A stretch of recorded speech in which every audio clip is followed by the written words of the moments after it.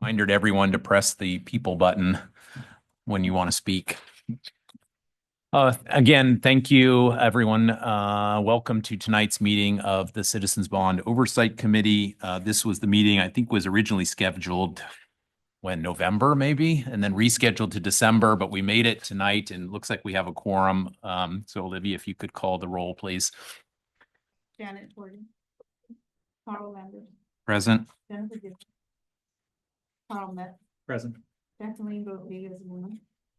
Utah Sahai. Present. Great, thank you. And we have 5 of 6 members present, so we have a quorum.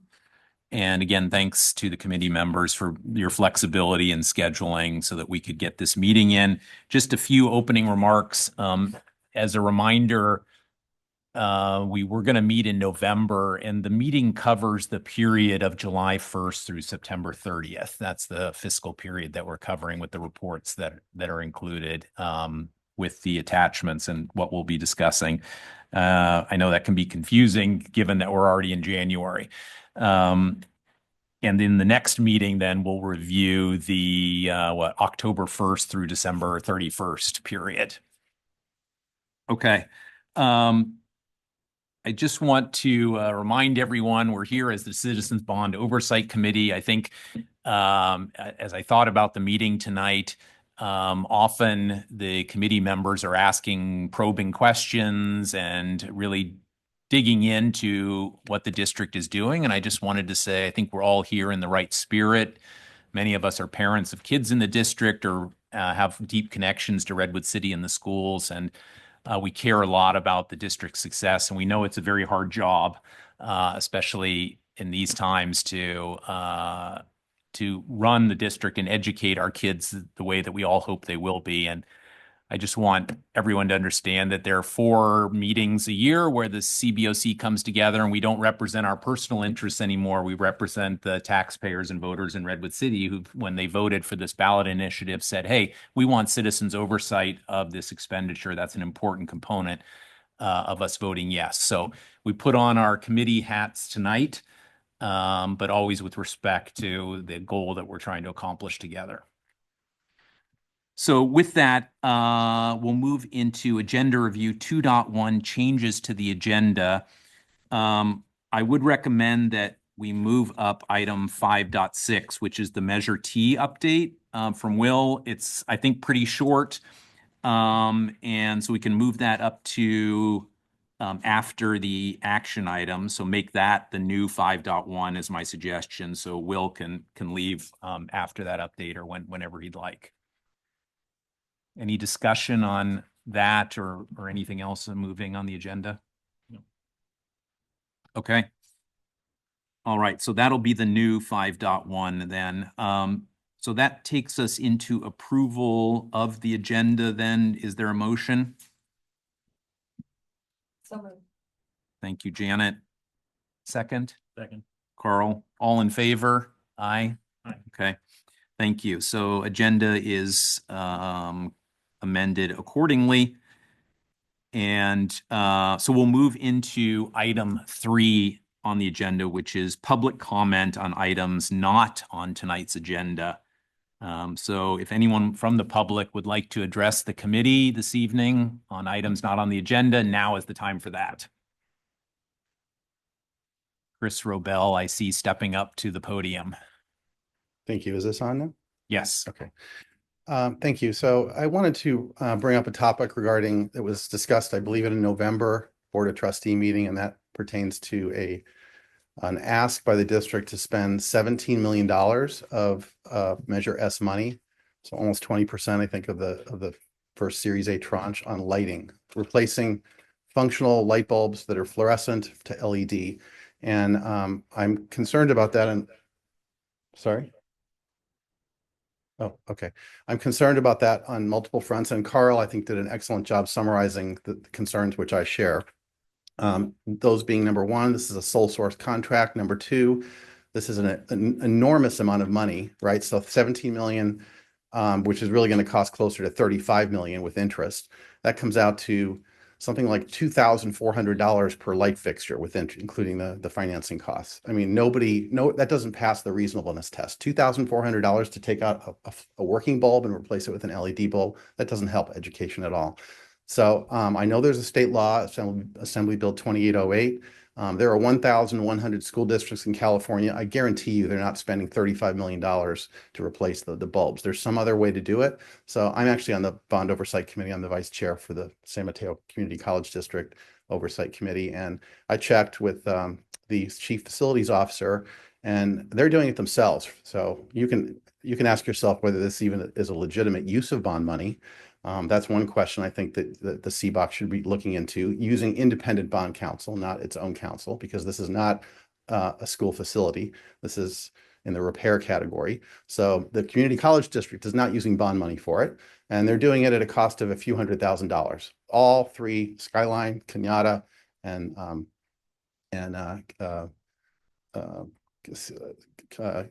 CSM. So that also just doesn't pass the smell test. Why is this community college district doing it for a few $100,000 and you're going to spend $35 million? And then the last thing is it legal, right? So is it legal? Well, it's not a capital asset, right? I don't think these go on the balance sheet. So the bond money has to be a capital asset unless you're going to aggregate these and put them on the balance sheet. Number two, I don't think, so that's number two, it's not on the bond project list. I don't think voters expected that you'd be spending $35 million of their taxpayer money on light bulbs. That wasn't in the list. There were a lot of discussions about all kinds of things, but that wasn't on there. So for a lot of reasons, legal questions that need to be answered by independent bond counsel, because we know the school district's counsel will say they're always doing fine, no problems. And the second one is the misuse of money.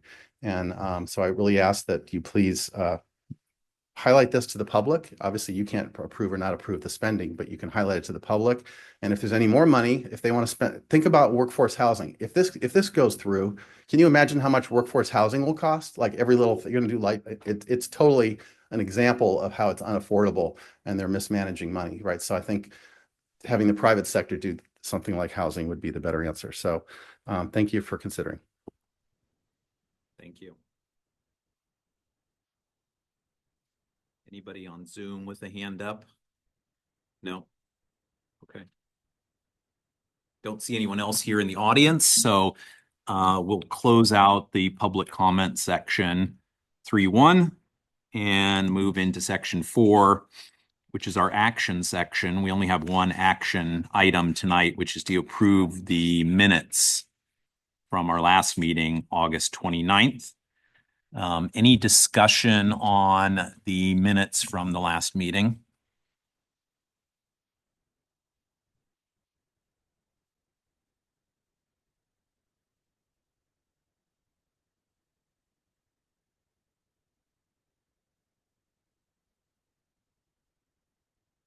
One thing I wanted to bring up, and we can decide whether this needs fixing or not.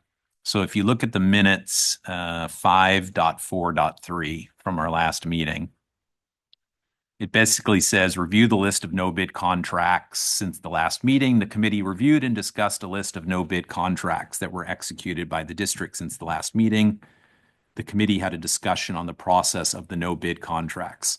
So that's factually correct, but as you may recall, it was quite a lengthy discussion. It involved this contract from Sage for $540,000 that was not bid. And what was the board take on that? And should we have a session about learning more about no bid contracts? So the conversation was more extensive than is recorded here.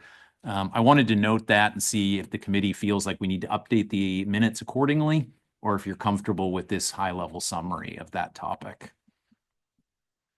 And sorry, I wasn't present at the last CBOC meeting, but could add some information about the competitive approach to that contract that happened. The Sage contract? Yeah. Well, stick around because that's on the agenda for tonight.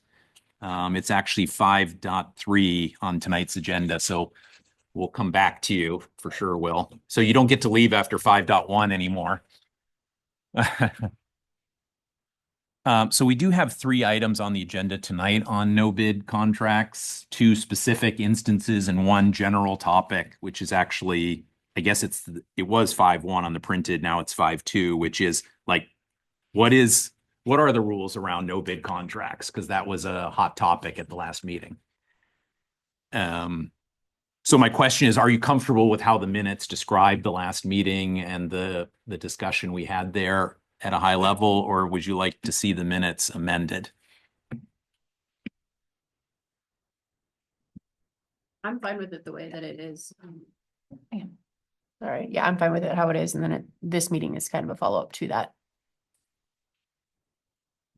I am okay the way it is. However, I will refer back to you, Chair, regarding what exactly are your concerns that have been left out? And there was a high-level discussion that did take place, and we were all there for that. But if you wanted something specifically added, do you want to refer to that? And then, or is it just, do you want to hear more of?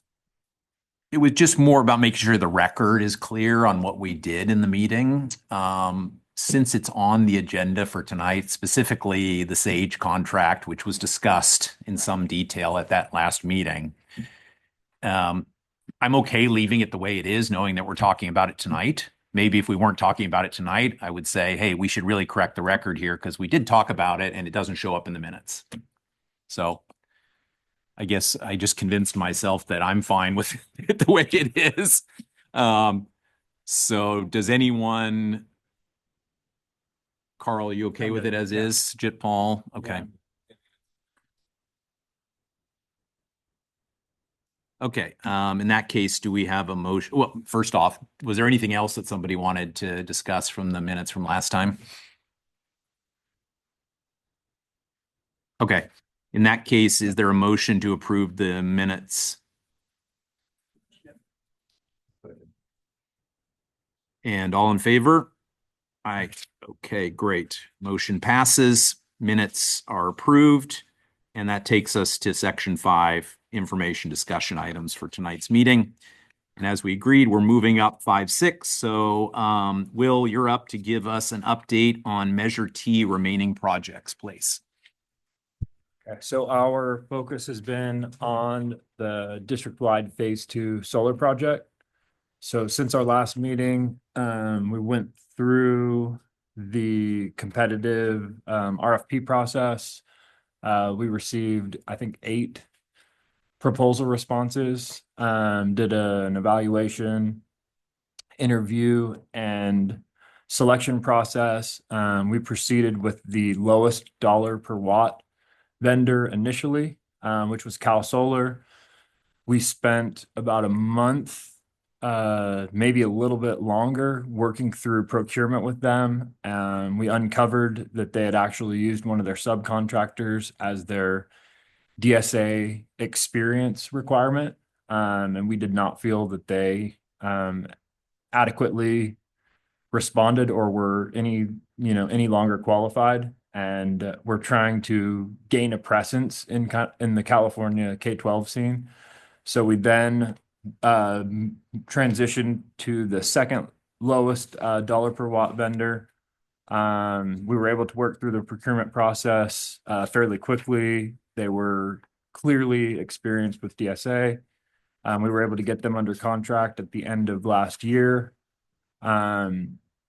And so currently we've completed geotechnical investigations and reporting, topographic investigations, surveys and reporting, as well as the title and boundary reports. We've engaged on the design process for all sites and are currently, as of today, just transitioned from 30% to 60% design completion and are working towards DSA submission. Besides that, we're still supporting the district in state funding, audits, and reporting, which is an ongoing support. Thanks. Will, in the agenda, item 5.7, we have bond expenses that cover the period July through end of September, Yes. change orders, no bid contracts, new projects authorized. Were there any of these items in Measure T? Erica, I think that you have a list of expenditures, but I yeah. included Measure S expenditure. We have the expend, yes. Okay, so I guess, sorry, to be more specific, were there any contractor change orders, no bid contracts, or newly approved board projects? There was nothing for Measure T in the Q3, July 1 to September 30 window. Okay. Just confirming that because we didn't get any information on that. Rick said there wasn't Perfect. any, so just double checking on that. Okay, any questions for Will? Thank you. Oh, I'd just like to make a comment. Thank you. Thank you for that due diligence. I think it's highly, it's good information for me to hear that you actually exposed what could very well have been an ongoing problem. So thank you for doing that. Absolutely. all right. Nothing else on Measure T updates, then we'll move into agenda item, what's printed as 5.1. And this is an agenda item that came from our last meeting. Review and discuss district controls for no bid contract purchases and understand the triggers that move from no bid to bid, et cetera, et cetera. You know, what kinds of categories, amounts, approved vendors. So just as quick background, this was a discussion that we had at the August meeting. I think it was prompted by the Sage contract, which is item 5.3 on the agenda, but it has come up a couple times before that where it wasn't really clear what the requirements were when you need to bid in the educational context. And so the purpose of this item was to get educated on that so we're all on the same page when we ask questions about these types of contracts. So Rick, did you have something specific to cover here, or how did you want to approach the topic? Okay. Yeah, I'll take this one, Carl. Thanks. Okay, thanks, Eric. So to kind of stage the conversation a little bit, there's kind of a little bit of a broader discussion that's delivery methods for construction projects, right? Speaking to a bid contract or for bid materials, you're talking about something very specific where the district puts a project out to bid and they're bound to accept the lowest bid, whether it be a goods or a service or a construction project as a whole. There are numerous different delivery methods that can be used to deliver a project.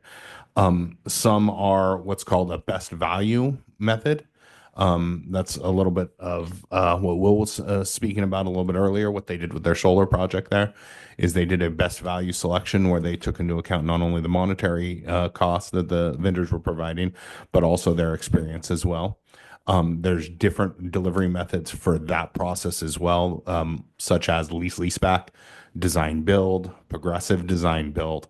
All of those methods that we're talking about, right, that we're talking there are not bid out contracts. Those are selected based on their best value, which include a cost component of it, but it is also selected on their experience and their track record of work. So they would provide a proposal responding to an RFP that was issued, and then they would be evaluated that way.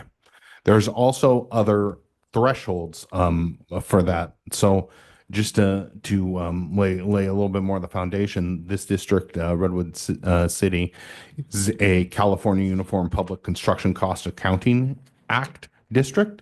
That means they've adopted an accounting method with the state that allows the bid threshold to be $114,800 for traditional construction projects. So what that means is any project over that $114,800 is for a traditional construction project has to be bid. The California Uniform Public Construction Cost Accounting Act, which is CUPCA, is the acronym for that. CUPCA also allows anything above that 114,000 mark to 220,000 to be what's called an informal bid. That bid then goes out to a select number of pre-approved contractors by the district, and they provide a bid for that. That bid, and this is where it gets a little bit nuanced, that bid, those are based on estimates. They give you a little bit of room on the estimates if it comes in a little bit high, all the way up to $235,000. So if the project comes in, if the project's estimated at 220, comes in a little bit high at 235, you're still good. If it goes over 235, you have to go to what is a full formal bid, which then goes out to the contracting community at large. That's that in a very in a very nuanced way. There's some difference with the formal and the informal bids. I'll touch on that. Not only does it go to a larger contracting community for a formal bid, it also has additional noticing requirements for where it has to go out and be publicly noticed in a local newspaper or a local trades journal for 2 weeks as well. So those are kind of a little bit of the difference there. There's also, and now I'm going to get a little bit into the no bid options that the district has. There are what are called piggyback contracts. Those piggyback contracts have been bid or procured in it with a different district or governmental agency in the state of California. And they have established set pricing for that already. And any other governmental agency in California can come in and play that same pricing for it and proceed with the project without bidding as well.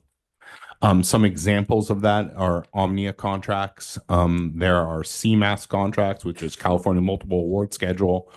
And there's different components of that. Now, there is a little bit of, again, there's always some nuance with these kind of things. There is a little bit of nuance with both piggyback and CMAS and all those different procurement methods. You cannot piggyback or CMAS an entire building. The way that the law reads is that the labor has to be an ancillary component of the installation. The way it's been explained to me several times at different districts from other attorneys is that it makes sense that when you're buying furniture, you can buy it in an Omnia contract. The furniture has to be put together, has to be bolted to the wall. All of that is ancillary. Commodities, large commodities, carpet, where labor is really not the most expensive part of the carpet installation. Carpet, those kind of things can be CMAS. Your athletic fields, there's a bunch of different options there, but I hope kind of giving some examples there lets people see that the actual commodity, the price of the good, is basically the smallest price point of the contract, or is the largest, I'm sorry, and the labor to install is the smallest. So you've got those three. You also have your energy contracts. California passed law, California contracts under 4217. That is the energy code that allows contracts to be no bid that provide monetary savings to districts for energy. Again, I'm going a little bit high level here, and because we're going to get a little bit more nuance with that in the next item, but that law was passed to encourage districts to make energy savings, and that is another option for a no bid contract. Sole source justifications. So if there is a sole sourced item and there's a long list of items that can be sole sourced, and there's a long list of items that can't be sole sourced. I'll give a couple examples. Piping is a commodity. A piece of copper pipe is the same piece of copper pipe that you're going to buy. As long as it's the same schedule, it's the same size, it's the same size. That's the same you're going to buy from either. Paint, it's a commodity. Paint is paint. But things like your HVAC system, there is recognized value with having the same HVAC system at every single site. So your maintenance team is working on the same units. It creates value. Things like your lock system, your keys and your locks. There is an advantage to having the same key and the same locking system at every single site district wide. So there's a maintenance advantage there, and that they allow you to sole source those that material as well, and the installation of that material as well. Emergencies, urgent needs. I'll use an extreme example. A car crashes into this building tonight and it has to be repaired immediately. Rather than going through the 2-month process of bidding work out, emergency can be declared under declaration by the board, and that project can proceed immediately without bidding. You can get contractors working on it to directly affect that. And then I'm going to touch on a couple others. Then we've got purchasing cooperatives. That's another one. It's very similar to a piggyback contract. Those are a little bit more nuanced, where groups of school districts, groups of government agencies come together and they negotiate pricing on commodities. Again, commodity installs, you can do it with roofing, you can do it again with carpeting, you can do it on those same commodity type items. All of these are examples of sole source. They're sole source and no bid options. Again, looking back at the design build, the lease back, those are also technically no bid options, but there is pricing that is included in that decision. Those can be for full buildings, full campuses, full construction projects. For example, if you, and it's very, I'm trying to, I want to word this properly so I can help get the point across here. We use delivery methods like we use tools, right? There are projects where, and I'll do it with examples again, a paving project. Say we're going to pave a new parking lot. We're going to repave an existing project, an existing parking lot. More or less, it's a commodity driven project. Paving, you can very easily put in the specification what you want the requirements for the paving to be. You have an inspector, he goes out and he inspects the paving. We're building a new school. Do the options of taking the low bid kind of, now you're talking about something where you want somebody with a proven track record of delivering the project on time, delivering it with good quality, and delivering it on budget. I can tell you that the most expensive part of construction, and I'm sure Will and Nick will agree with me, is when you get handed a change order. Those change orders are usually the most impactful. They have a percentage markup for the district, and that's what we try to avoid. So you use those different larger scale delivery methods on different projects, because you want to get not just the lowest cost, you want to get the best value for the district. That maybe it's, I'll use round numbers, maybe the bid comes in at 20 million and you have $5 million worth of change orders, or the bid comes in at 22 million and you only have $1 million worth of change orders. The quality of workmanship, the quality of that relationship with the contractor makes a difference in those selections. So those, again, well, technically they are no bid contracts, there is a pricing component still involved in that. So I touched on a lot of things there, and I apologize for just talking and looking at faces, but I wanted to kind of get some of that information out and then kind of look around and hear some questions or some comments or anything that the board would like to speak about. That's helpful. Thanks. Two questions. One, there's a distinction between whether you bid or not, and then which bid you choose, right? So in the last remarks, you were talking about building a building. Yeah. One bid might be 20 million and you expect it to be lower quality. The other's 22 million, maybe higher quality, but you have bid it out, correct? You have selection criteria. I want to differentiate whether you bid or not. Yeah. To what criteria you use to select. Exactly. So in a leaseback project, you do not bid it out first. You base your selection on the quality of the contractor, the past history, and then they give you their general conditions, their markups, their fee, so what they want to make on the project, and then that's the financial component of the selection. You then work with them as you're developing the project.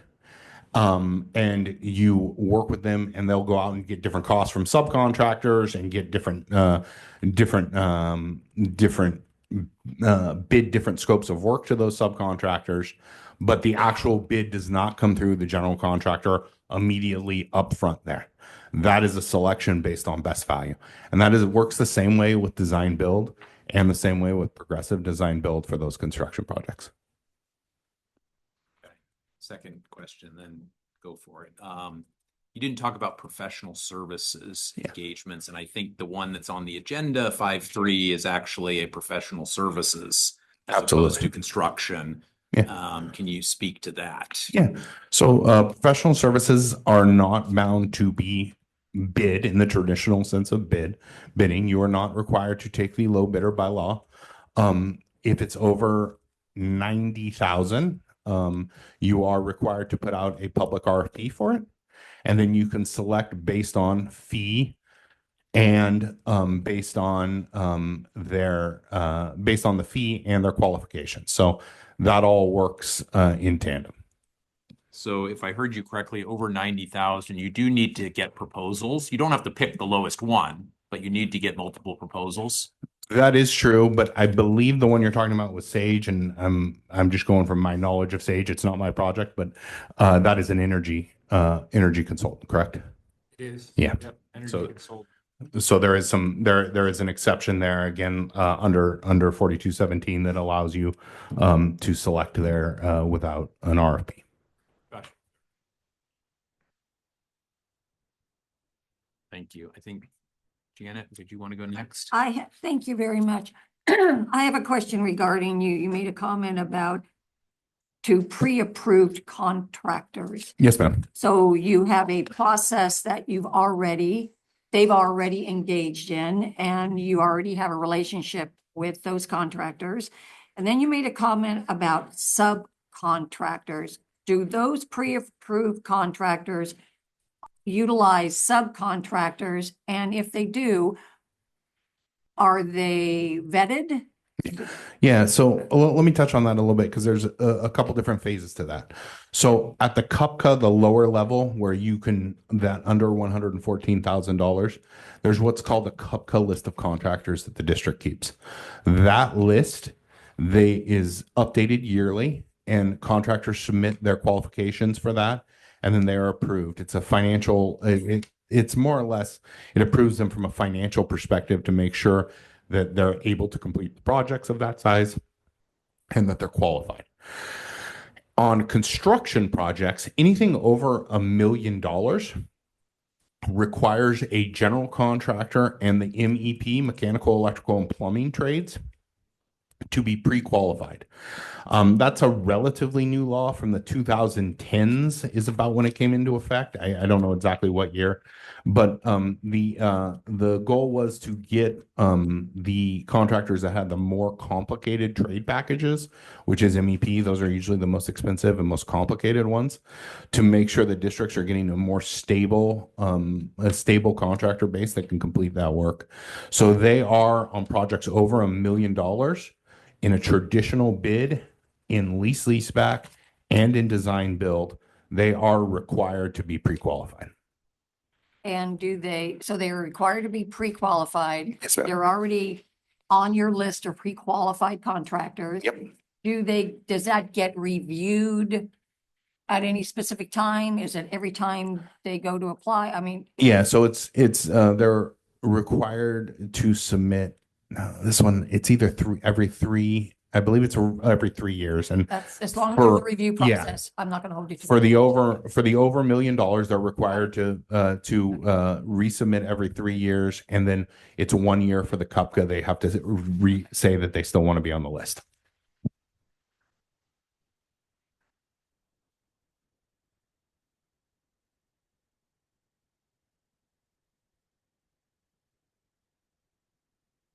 Your questions. Yeah, I guess, don't want to jump ahead in the agenda, but with the lighting no bid contract that we're going to discuss soon, which bucket does that, or which category does that fall in? So I've got some slides on it to do a little bit of a deeper dive into that one, because I know there were some questions on that one, but that falls under your energy contract for your savings. Okay, The thanks. 4217. I look forward to Yeah. getting to that. Yes, No thank problem. you.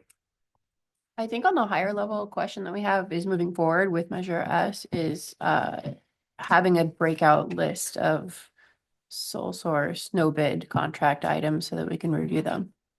Absolutely. Yeah. And we started doing that roughly a year ago, I would say, for Measure T at each meeting. Obviously, we want to continue that. That's how the Sage one came onto our radar last meeting, because it showed up on the list of no bid contracts for 540,000. Questions, Chit Paul, anything? So maybe I'll attempt to summarize. Uh, It was a lot. I'm sorry. I No, talked a long Eric, time. see, push back where you Yeah. see fit. So typical construction projects, right? You want to go do something up to 114, bids aren't required. You can pick from one of the district's pre-approved contractors and get going. Absolutely. 114 to 220 to 235 roughly. You got to get you need to do some informal bidding, at least get a few bids and pick however you choose. Yep. And above 235, it needs to be a formal published bidding process. Correct. Okay. Piggyback, you talked about energy contracts. We'll talk more about that.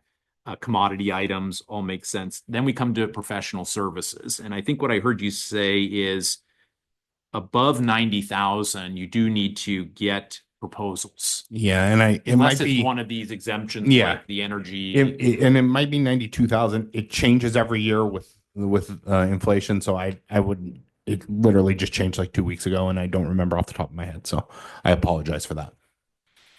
As I recall from the August meeting, one of the things that was used to defend the $540,000 contract for Sage was that this was an extension of a previous contract that was done 7 or 8 years ago or something. I mean, correct me if I'm wrong, but we're going to talk about that specific one. But is there some exemption if you've already used the professional services firm previously or above the 90 or 92, you need to get the bids? I don't know about Sage, so I would leave that to Will. But yeah, there's options to add on to the contract, to issue add services to the contract to cover that. So, like I said, I'll let Will talk to the specifics of that contract. But yes. Okay, I'm trying to create a hypothetical in Yeah. my mind. If I bid out a $1 million project and selected contractor X to perform it. Yep. And 4 years later, I wanted to do $400,000 No, more. no. That's absolutely no. For on the contracting side, that is a no. You will we complete the original scope of the project, that contract will be issued a notice of completion, and it will be closed down. And in fact, there's pretty specific public contract code language that talks about adding scope to a project. When we write bids and we write RFPs on the contracting side of it, when we go to we cannot add scope that's outside of the original scope description in the RFP or the bid, or you would just, I mean, it would just keep going and going and going. That's part of kind of the Fresno decision that happened about 10 years ago, so that was a big thing that they ended with lease back, because that was getting a little bit abused. So that is absolutely no. From on the contracting side, that is not acceptable.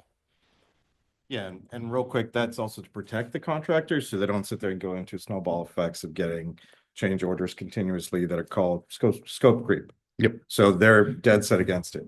They would not want to do anything to that. Because Most contractors, and thank you. I don't know if you're in the industry or not, sir, but most contractors want to get in. They make money by finishing the job as fast as they can. That's how they make money. I think it's a little more nuanced with professional services, where you may have an ongoing relationship. Absolutely. For legal services, for bond program oversight, Yep. These are professional services, right? Yep. On the professional services side, it definitely is more nuanced. It's not as cut and dry as it is on the contracting side.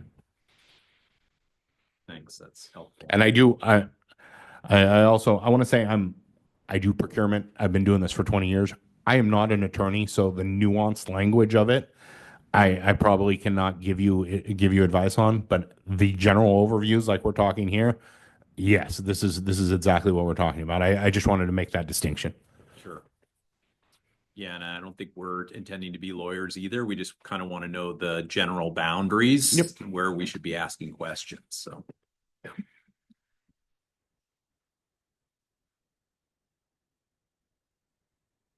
Other. But your questions of 400,000 additional to the project for $1 million bid, were you asking if that's just scope creep, or are you asking if there's a? No, I think what I was referring to was when we discussed the Sage contract at the August meeting, there was commentary made by someone, I'm not sure, that oh, this is an add-on to something we were already doing. They were pre-qualified 7 years ago, so it's okay. Yeah. Will, I'm sure will say more about it. But and Will wasn't here, so I'm not throwing you under the bus, Will. But that's what prompted me to ask the question about, how long can you follow on an original contract with professional services? Because that's the specific case that came up in August. Okay.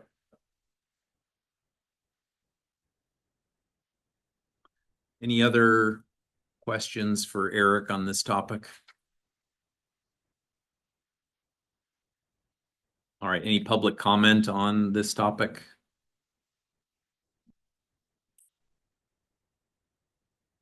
Yeah, I guess I would just suggest that maybe the Bond Oversight Committee, I think it's great you guys are looking at what are the sole source contracts and asking that. And then as you see them, I think it would be good to highlight to the community that, I mean, legally, maybe you don't have to for the reasons that were articulated, but maybe you still should, right? And so I think if there are a lot of these big sole source contracts for various reasons, I would think it would be good to highlight that to the community, just so they are aware. Thank you. Thank you. Okay, well, continuing on the theme of sole sourcing and no bid contracts, we have 2 more items on this topic on the agenda.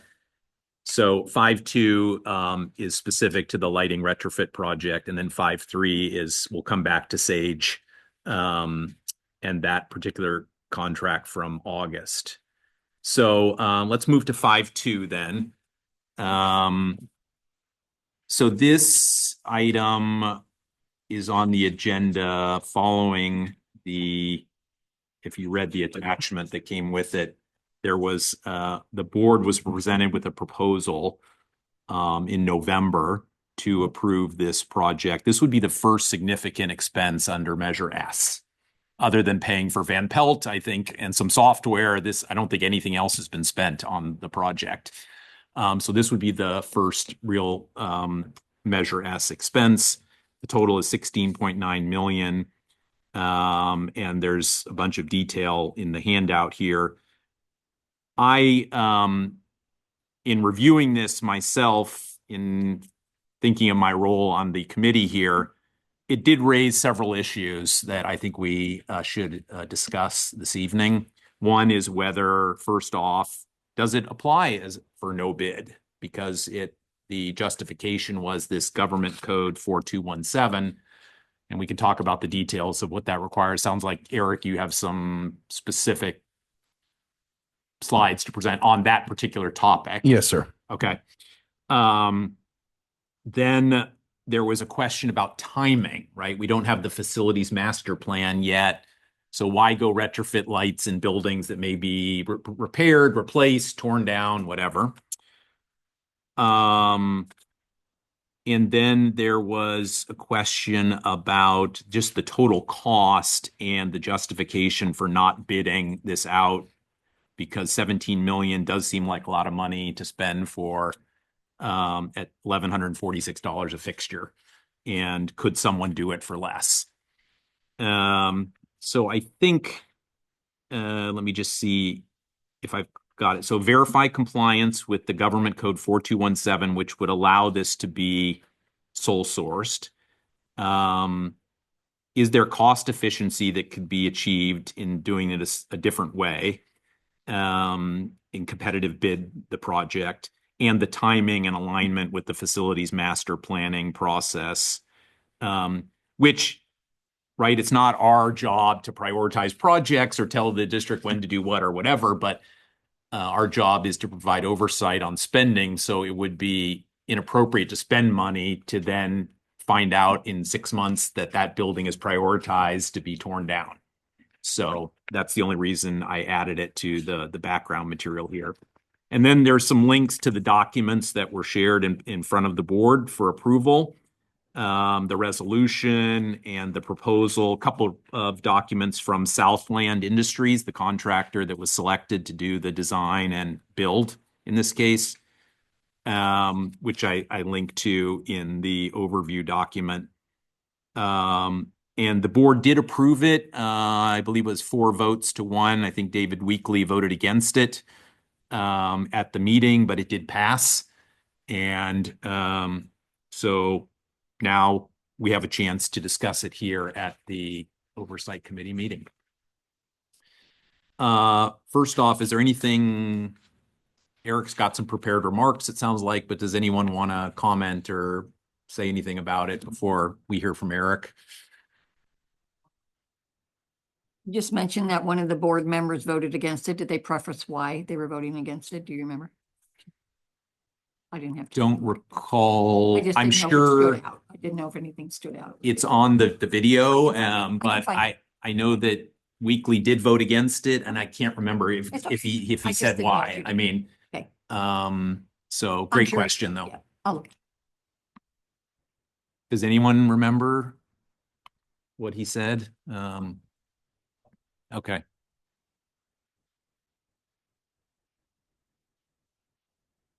So Eric, are you specifically addressing the GC 4217 issue about how this is justified under that Yeah, energy code exemption that we just talked about? I'm kind of addressing a fair amount of your comments in the slide deck. So if you, the only thing that I don't address in the slide deck that maybe we could talk to is the master planning, is the question of coordination with the master plan. Okay. All the other items I do discuss in here. All right. You have 3 minutes. Okay. Thank you, sir. Start the clock, please. Oh. Rick. Olivia, I'm not able to share my screen. I'm sorry.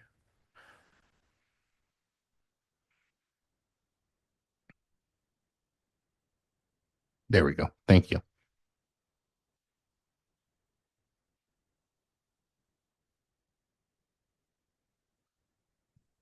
To pull this up. So again, we're talking regarding the lighting project contract and the questions that came up about it. So this is just the government code 4217.12.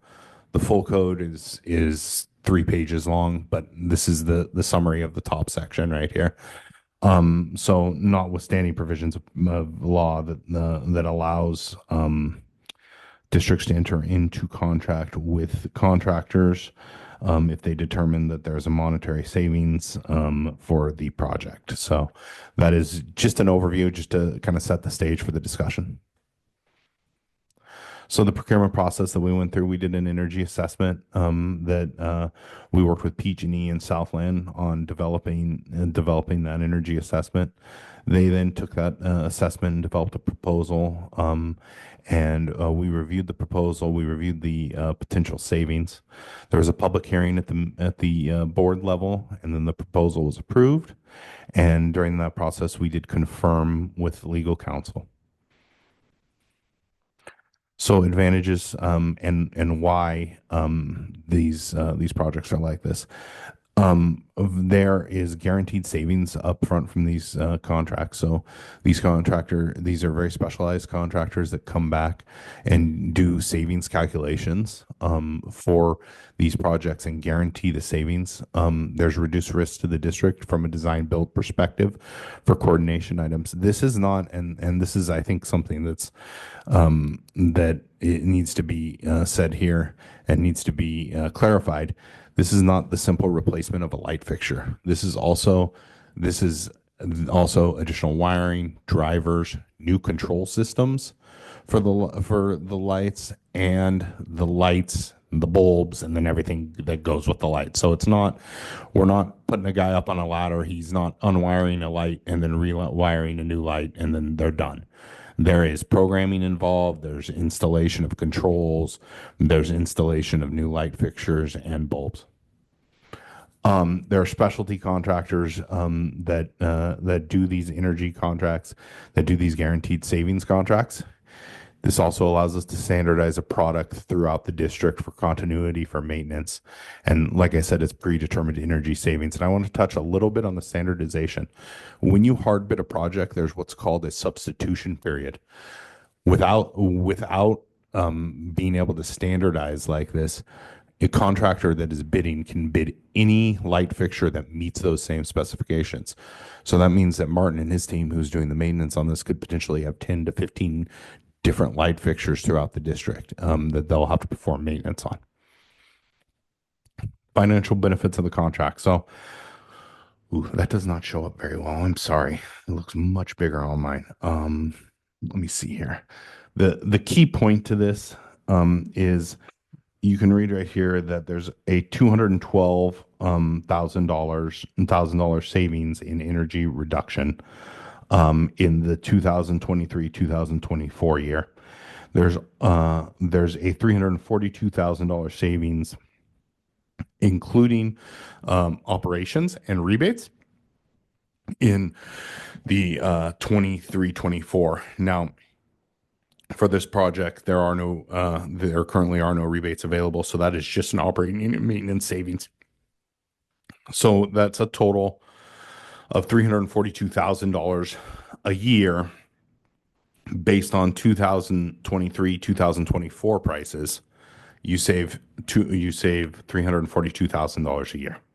But you're spending 16.9 million to get that savings. You're spending 16.9 million to get that savings. Payback on that. Hold on, a little bit. There's nuance there. That's 2023-2024 dollars. We'll go to the next side. In the last decade, your PG&E costs, you're not buying just the 23-24 year savings. You're buying the increase for the next 25 years. Sure, but just to temper that, we're doing a district-wide solar project that will reduce the dependence on PG&E, correct? Absolutely. So- Yeah, absolutely.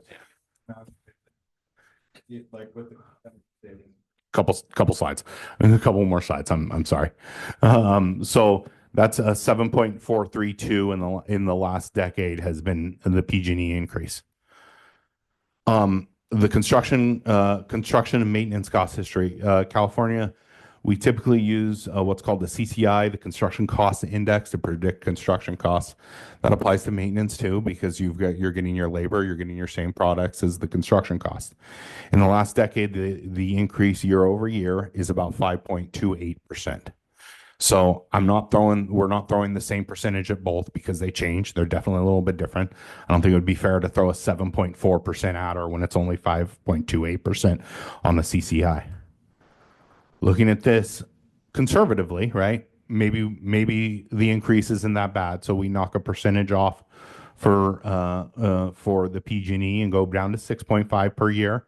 And then we go down to 5% per year for the construction costs. So kind of conservative estimates. I want to talk a little bit about what this doesn't reflect. And I think somebody touched on the fluorescent ban that we were just talking about. This doesn't reflect the cost increase that is going to have to be paid for parts for fluorescents, because we don't really know what that's going to be.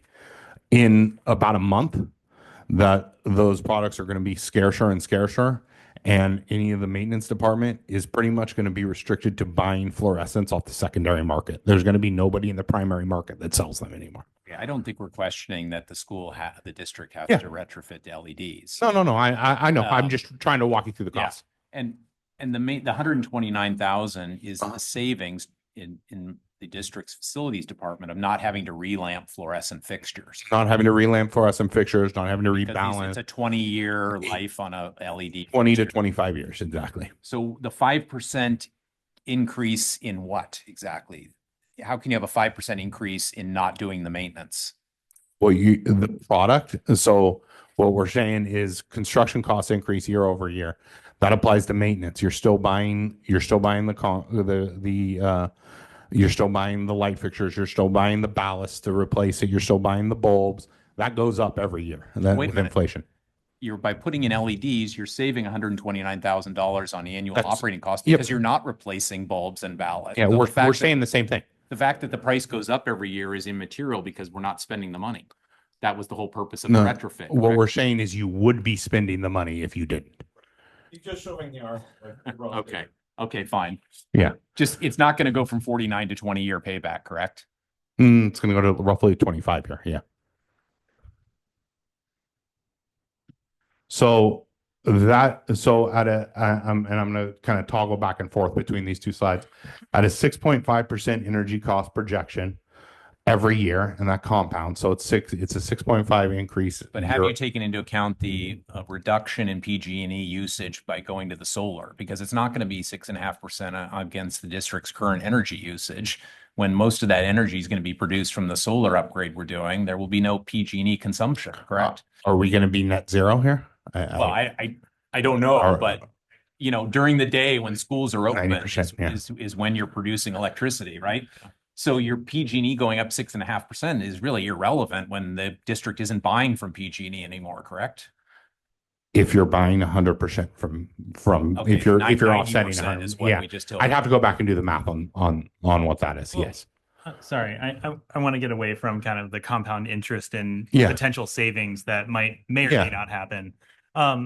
Was there a cost benefit analysis done on having the more advanced controls installed? Because, you know, I looked through it and it looks like there's a lot of daylight dimming. Yeah. There's a lot of occupancy sensors, and the way it's run right now is you flip the switch. You flip the switch, yeah. And so it looks like you have a rather advanced system, and you mentioned that there requires it to be, or there a lot of programming and things are required in order to install those more advanced lighting systems. So was there a cost benefit to going with a simplified system that had a lower per unit cost or anything like that? Simplify. I'm sorry. Can you? Yeah, essentially an old What you fashioned light switch. described, the guy go up on the yeah. ladder and swap these out for LED. Well, I mean, there's you that. kind of but- described that as Yeah, the yeah, yeah. alternative to the Yeah. more advanced solution that you've yeah.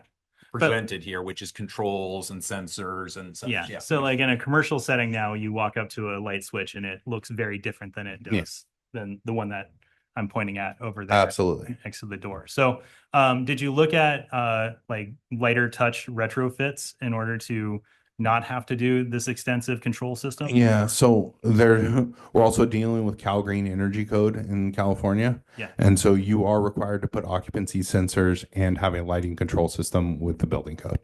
So if you're going to replace your lighting to LED, you're also going to replace your controls if you don't have that existing control system in place. Now, some districts have installed existing systems on their old lighting, and you can just do kind of the flip-flop and the easy exchange versus what we're doing. But this district does not have that. Okay. Was there a study done to kind of go the good, better, best, or full compliance versus the? No, Yeah. there was not a non-compliant study. No, we didn't do a non-compliant study. No. I guess the minimally compliant, Yeah. minimally acceptable Yeah. for compliance. No, I get what you're saying. No, there was not one. But I could look into that with the engineers and bring it back what that would have looked like, and see what they say. Yeah, and I guess, are we going to get into the master plan? I think Should we- we're purely, well, why don't you finish Yeah, your no presentation problem. and then I think it's going to generate lots of questions. Yeah, I'm sure. So yeah, using the compounding the savings here on that, you get to about $17 million savings in 25 years. So living somewhere in that 20 to 25 year range, which is right here. This is your energy savings. That is your maintenance savings line, and that's your cumulative total. Living in that 20 to 25 year range right in here somewhere. That 20 to 25 year range is about your break even point for the project. So if 90% of our energy going forward in the district is going to be generated from solar, how are we justifying cost savings of not spending energy that we're actually not going to be paying for in the future? Yeah, I would have to go back and do the math on what the amount of energy that's remaining versus what that cost is going to be. That's a good question. Yeah. That's what Wilson just said. Yeah. I would have to go back and look at that math. I guess with that $17 million of savings, does that take into it? Is the assumption that all of those fixtures will last 25 years, or is there, because as I've experienced with many different offices and LED I fixtures, knew you were going to go there. no, they have a high mortality They don't rate, last and they 20 tend years. to, when an LED fixture breaks, you tend to throw it away and have to replace it altogether. Whereas like these older systems, you can replace the ballast, you can relamp, those sorts of things. So has that asset mortality or the fixture mortality rate been factored into this idea of That savings? that fixture mortality rate is factored in. We've got the bulbs and the lighting. There's a mixture of integrated bulbs and non-integrated bulbs, different depending on what device you're using. But the actual bulbs themselves are anywhere from $50 to $100,000 or dollars, 50 to 100,000 hours, which on the school schedule works out to 20 to 25 years, or 20 to 30 years, depending on if it's the 50 or the 100,000, and depending on how many hours the bulb's used and so forth. So they do factor in a reduction in efficiency because they do break, and they factor that is inside of their formula for that calculation. Yeah. But is there an actual guarantee from Southland? I mean, you mentioned a guaranteed energy savings that you're part of what you're procuring. Yeah, that is definitely part of it. They come back and they do commissioning. For the first 3 years, they come back once a year and they commission the system and make sure that it's performing. And they'll and that'll be part of their processes. If it's not performing, they'll have to figure out why, and they'll have to make some corrective actions to take care of that. Beyond that, once they hit that 5 year mark, they then come every 2 to 3 years, and then they commission it. And I'm sorry, let me give you an So I'm exact every looking 3 at years. the contract here that was approved Yep. at the board meeting. It says a 1-year warranty in It's section. that's a warranty versus the commissioning. So Okay. that's a warranty on the fixtures. They're going to come back and they're going to commission the system Uh-huh. to ensure that it's providing the energy savings. So the failure rate is worked into that number, and they're commissioning to make sure it's providing that same the rates that they're projecting here. So can you, I don't want to sideline Yeah. you. Go ahead, finish your, Thank you. yeah, we'll come back to that. So just pulled a few examples from different schools just of lighting fixture costs for these similar kind of retrofits. They're roughly similar. I mean, we're plus or minus depending on what year they were in. I've got a school in Alameda, a school in San Mateo, and also a school in Sonoma County. And you can see kind of those lighting fixture changes all run about $1,000 a fixture, plus or minus a few dollars here or there. Scope's going to change and vary depending on how high ceilings are, how many the economy and scale, that kind of thing. But these are all plus or minus.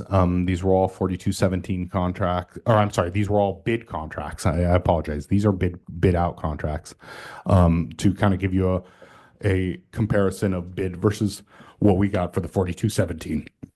And again, it's all not perfectly apples to apples. Light fixtures are different, ceiling heights are different, for fall protection equipment that you may need, means and methods for getting to these light fixtures. It changes a little bit, so there is a little bit of a difference there. But you can see that it all meets around $1,000 a fixture, or a little bit less and a little bit higher in some places. Okay, I just wanted to share, and I'm happy to circulate. Yeah. I've got the proposal here from the Sacramento City School District, K Yeah. through 12, 5,272 light fixtures replaced. That sounds like a similar scope. Yeah, that's about half. Yeah. Total project cost $2.9 million, roughly $500 per fixture. Yeah. And So- when was that? I'm sorry. Let's see what the date is on. This was November of 23, so a Okay. year before this one was. So about a year ago. So I think, we can cherry pick examples, Yeah. I'm sure, but is it possible? It's not. It's that- never apples to apples. Sure. Yeah. Is it possible that this project could be done for 15.9 million and rather than 16.9 million? And that $1 million could be used for something else that the district prioritizes? I mean, that's a pretty big hypothetical. Is it possible? I can't say it's impossible. No, I can't tell you that it's impossible.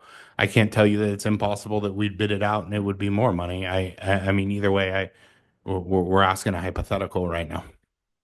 Sure. I mean, we eventually have to get into the facilities master plan portion of this Yeah. conversation Is too. there Yes. more on your? No, Okay. that was So- just this portion of it. Okay. So yeah. So I think you covered kind of two things, if I could summarize, and anyone else, please jump in. One was the government code section, and you gave a summary up on your slide. Yep. And then you went into kind of the payback period analysis, taking into account what was not presented to the board. You've taken into account some additional cost of energy going up and cost of maintenance going up. Yep. And Was there anything else that you wanted to cover on these topics? No, if you have questions Yeah, regarding the I'm sure master there'll be plan, lots of happy- questions, but Happy to address. okay, who would like to jump in? Jen, did you? General question regarding timing of the facilities master plan and those specifically to this item 5.2, buildings that are getting demolished, why would we put in new lighting fixtures at $1,000 a piece when they're coming down? But we just don't know when and specifically what due to that information not with us yet. So we are currently coordinating the master plan. We have initial site plans that we have put together for this. And this is not every single light fixture in the district. We did try to project the best we can based on the feedback that we've already got from the sites. We've had our site committee meetings already. Carl was actually a part of one of them, a couple of them actually. And we've got kind of these initial site plans. So we did do our best to coordinate. Am I telling you that no fixture is going to be wasted?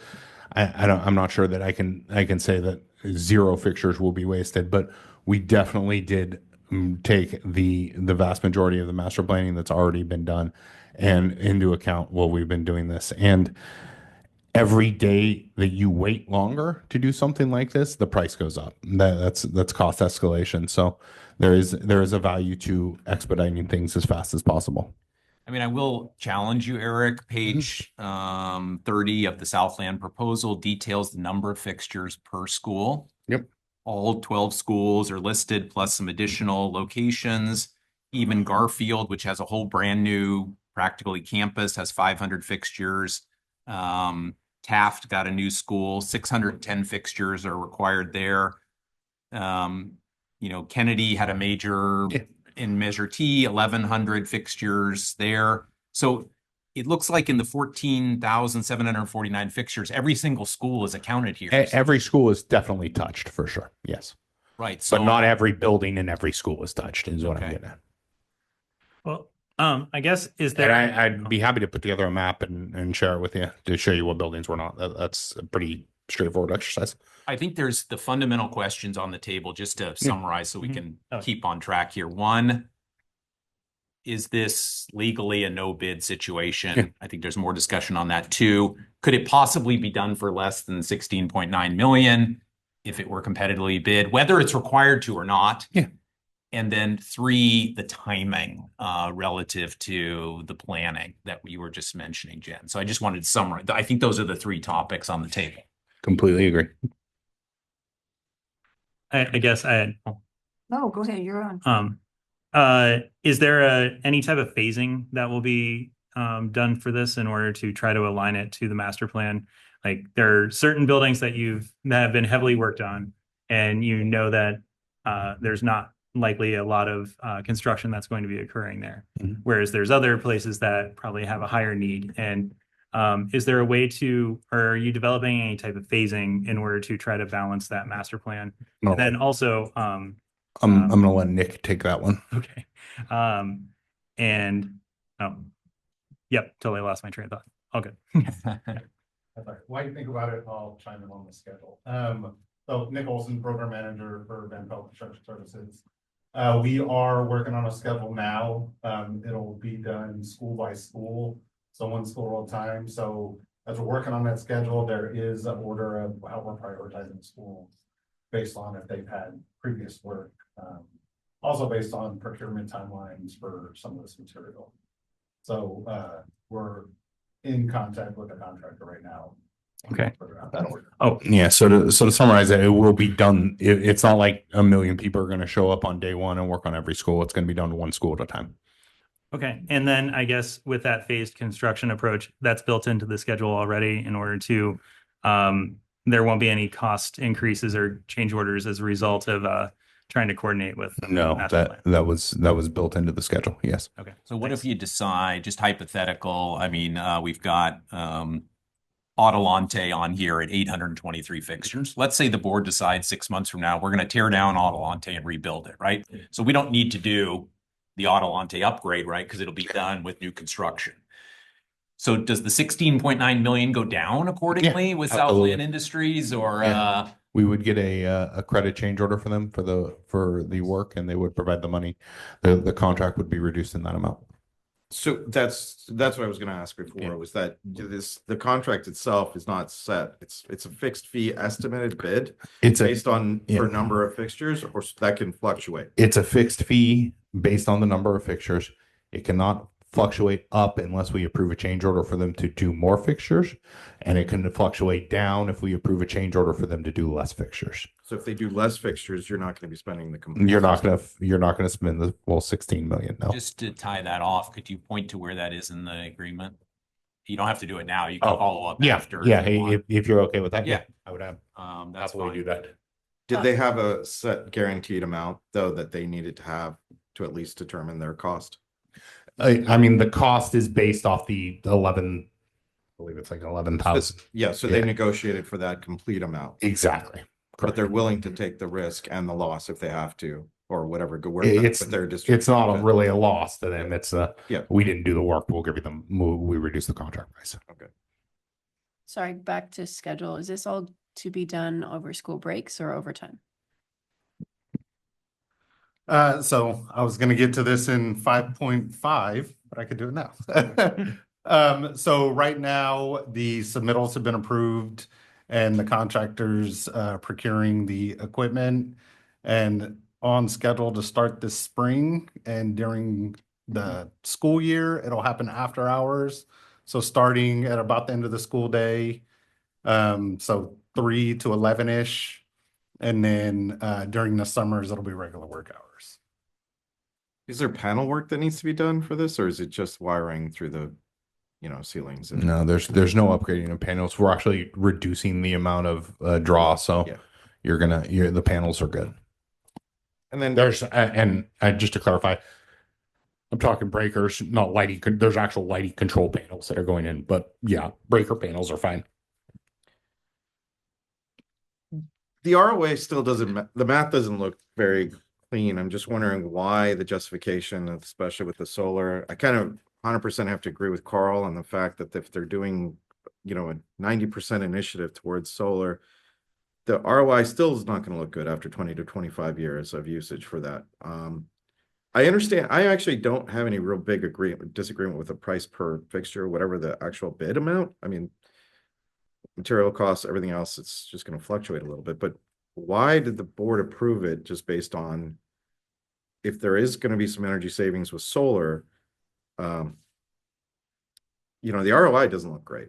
Still, 20 to 25 years probably extends at least 30 to 35. So I'm just wondering, still doesn't feel like a great justification. And just to be clear, Paul, when you spend bond money, it's twice the cost, right? So it's not 17 million, it's 35 million when you take interest into account. I understand that was Yeah. mentioned earlier as well, but So there's zero payback on $35 million of bond expense. But I mean, an expense is an expense, and construction cost is whether you use the bond money, it has to get spent on construction costs only. So we're not taking that right. We cannot. The money has to get spent. Is the real deal at some point on something. So, but my question still being, this one does not look like a good. I do want to just really kind of quickly add a little bit more context to the discussion here. As of right now, there's going to be a 90% reduction in energy. One of the things that we are not talking about is that we are going to be adding air conditioning to every single classroom in the district. We are also going to be, and the board has given us very clear direction to not use natural gas heating anymore in the district.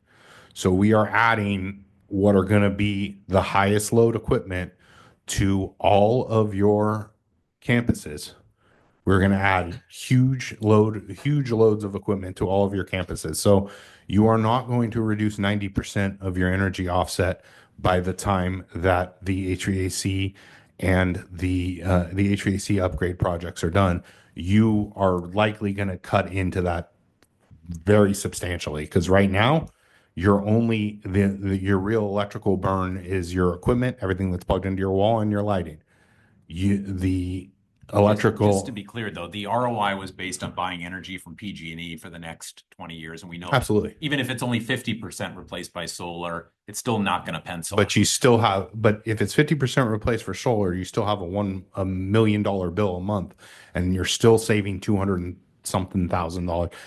I'll get you a now spreadsheet. 100,000 a year instead of 200,000, right? As long as I guess what I'm trying to say is, as long as you're paying more than that saving pencils out, you're saving that same amount of money.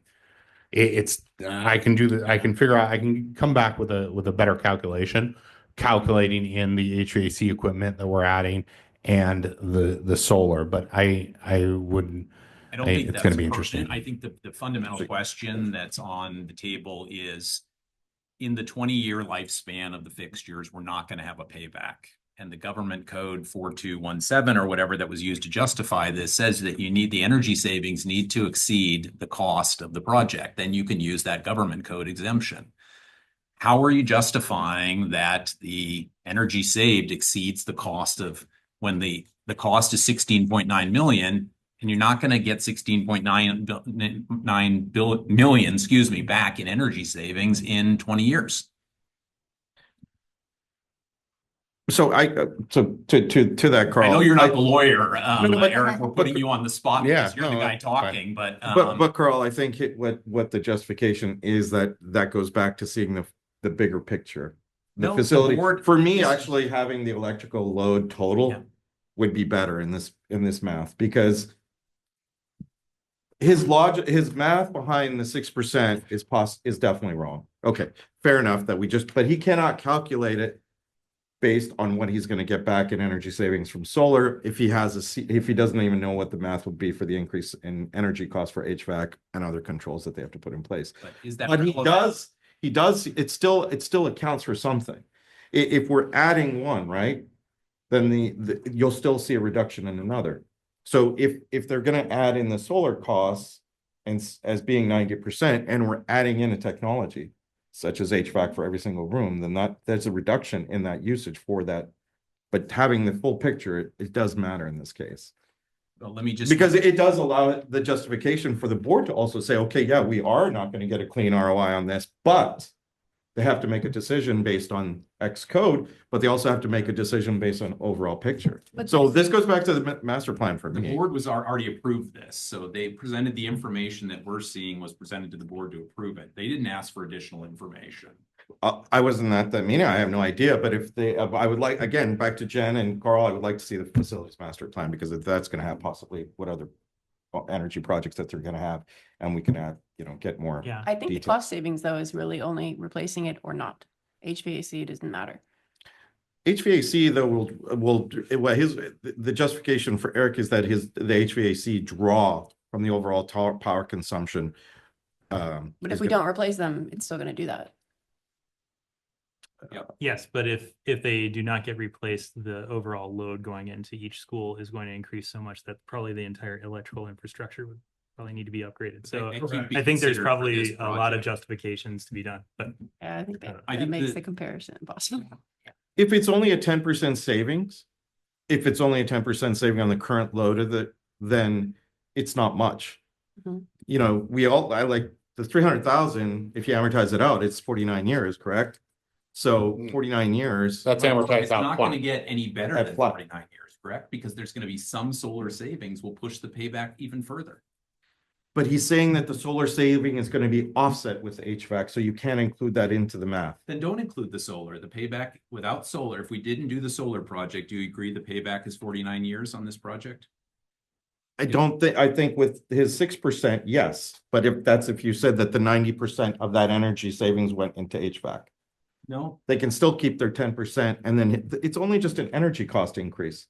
If we're saying the entire 90% of the solar saving is going to go into HVAC, just take solar out of the equation for a minute, Jim Paul. Assume we're not doing anything with solar. okay? The ROI that was presented to the board and in the materials is based on buying power from PG&E at the increasing rate. And the energy savings from the retrofit project is $212,000 a year. Plus the operation savings pencils out to a 49-year payback. if you happen to add solar and remove some of the PG&E, it pushes the payback even further out. So we don't have to argue about solar or not. It would only make the payback longer if you're paying less to PG&E, thus saving less. Right, okay.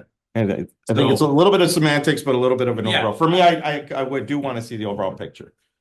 Sure. I think so issue number one is, can this even be sole source? Because the government code says the energy savings needs to be more than the cost. The sole source, I think, is because it's a single technology. It's only light fixtures. No, I mean, the government code. No? That 4217. I'll happily Yeah. The read government it to code. you if you guys Sorry, would like.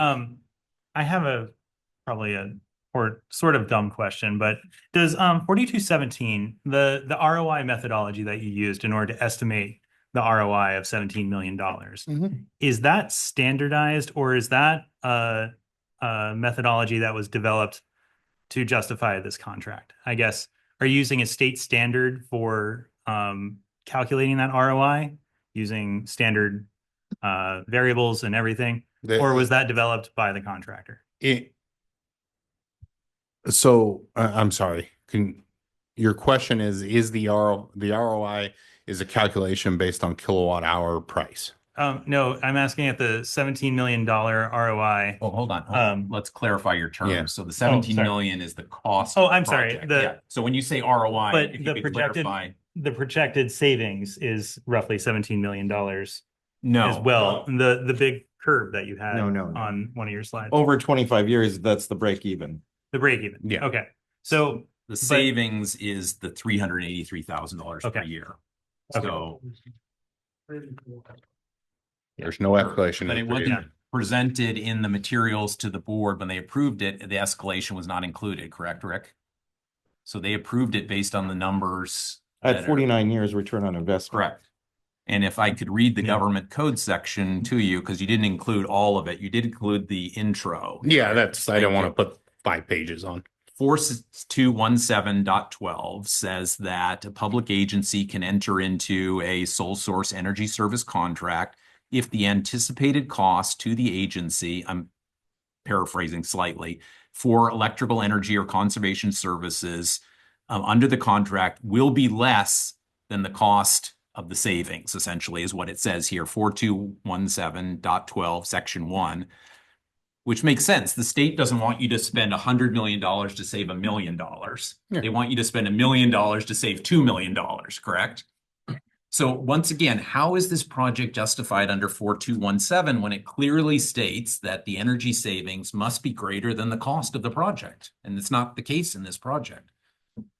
I disagree with your assertion that it's not the case. It is if you factor in the escalating cost of PG&E. But that wasn't figured in. It wasn't in the board materials that they approved. It was not in the legal analysis that was provided in the resolution to the board. I don't think there was was there a legal analysis? No, there was not. Rick told me there was legal counsel review. Yeah, there was legal counsel, but there was no written legal analysis to the board. I'm sorry, I was just confused. That's my fault. The board resolution says, whereas Government Code 4217 authorizes a public school district to enter into a contract. And then it says, whereas. So there are findings in the resolution that assert that this is approvable under 42 or sole sourceable under 4217. Absolutely. It's written in the resolution that the board approved. I don't disagree. But it does not apply in my reading. Once again, I'm not an attorney, but I don't see how you could possibly determine that this, with a 49-year payback, that you can use this government code exemption. Again, I'll just say you have to factor in escalation. I'll acknowledge that the board item maybe said, I believe the exact terms on it it had the number and it said on the 2023 to 2024 costs, and maybe the board cover sheet should have factored in that it talked about the escalation of PG&E costs. I don't disagree with you there. I mean, I'm glad that you But, didn't yes. mention, that because then you have to take in the solar question then, because PG&E is going to go away based on, Will, how much are we spending for solar across the district in total?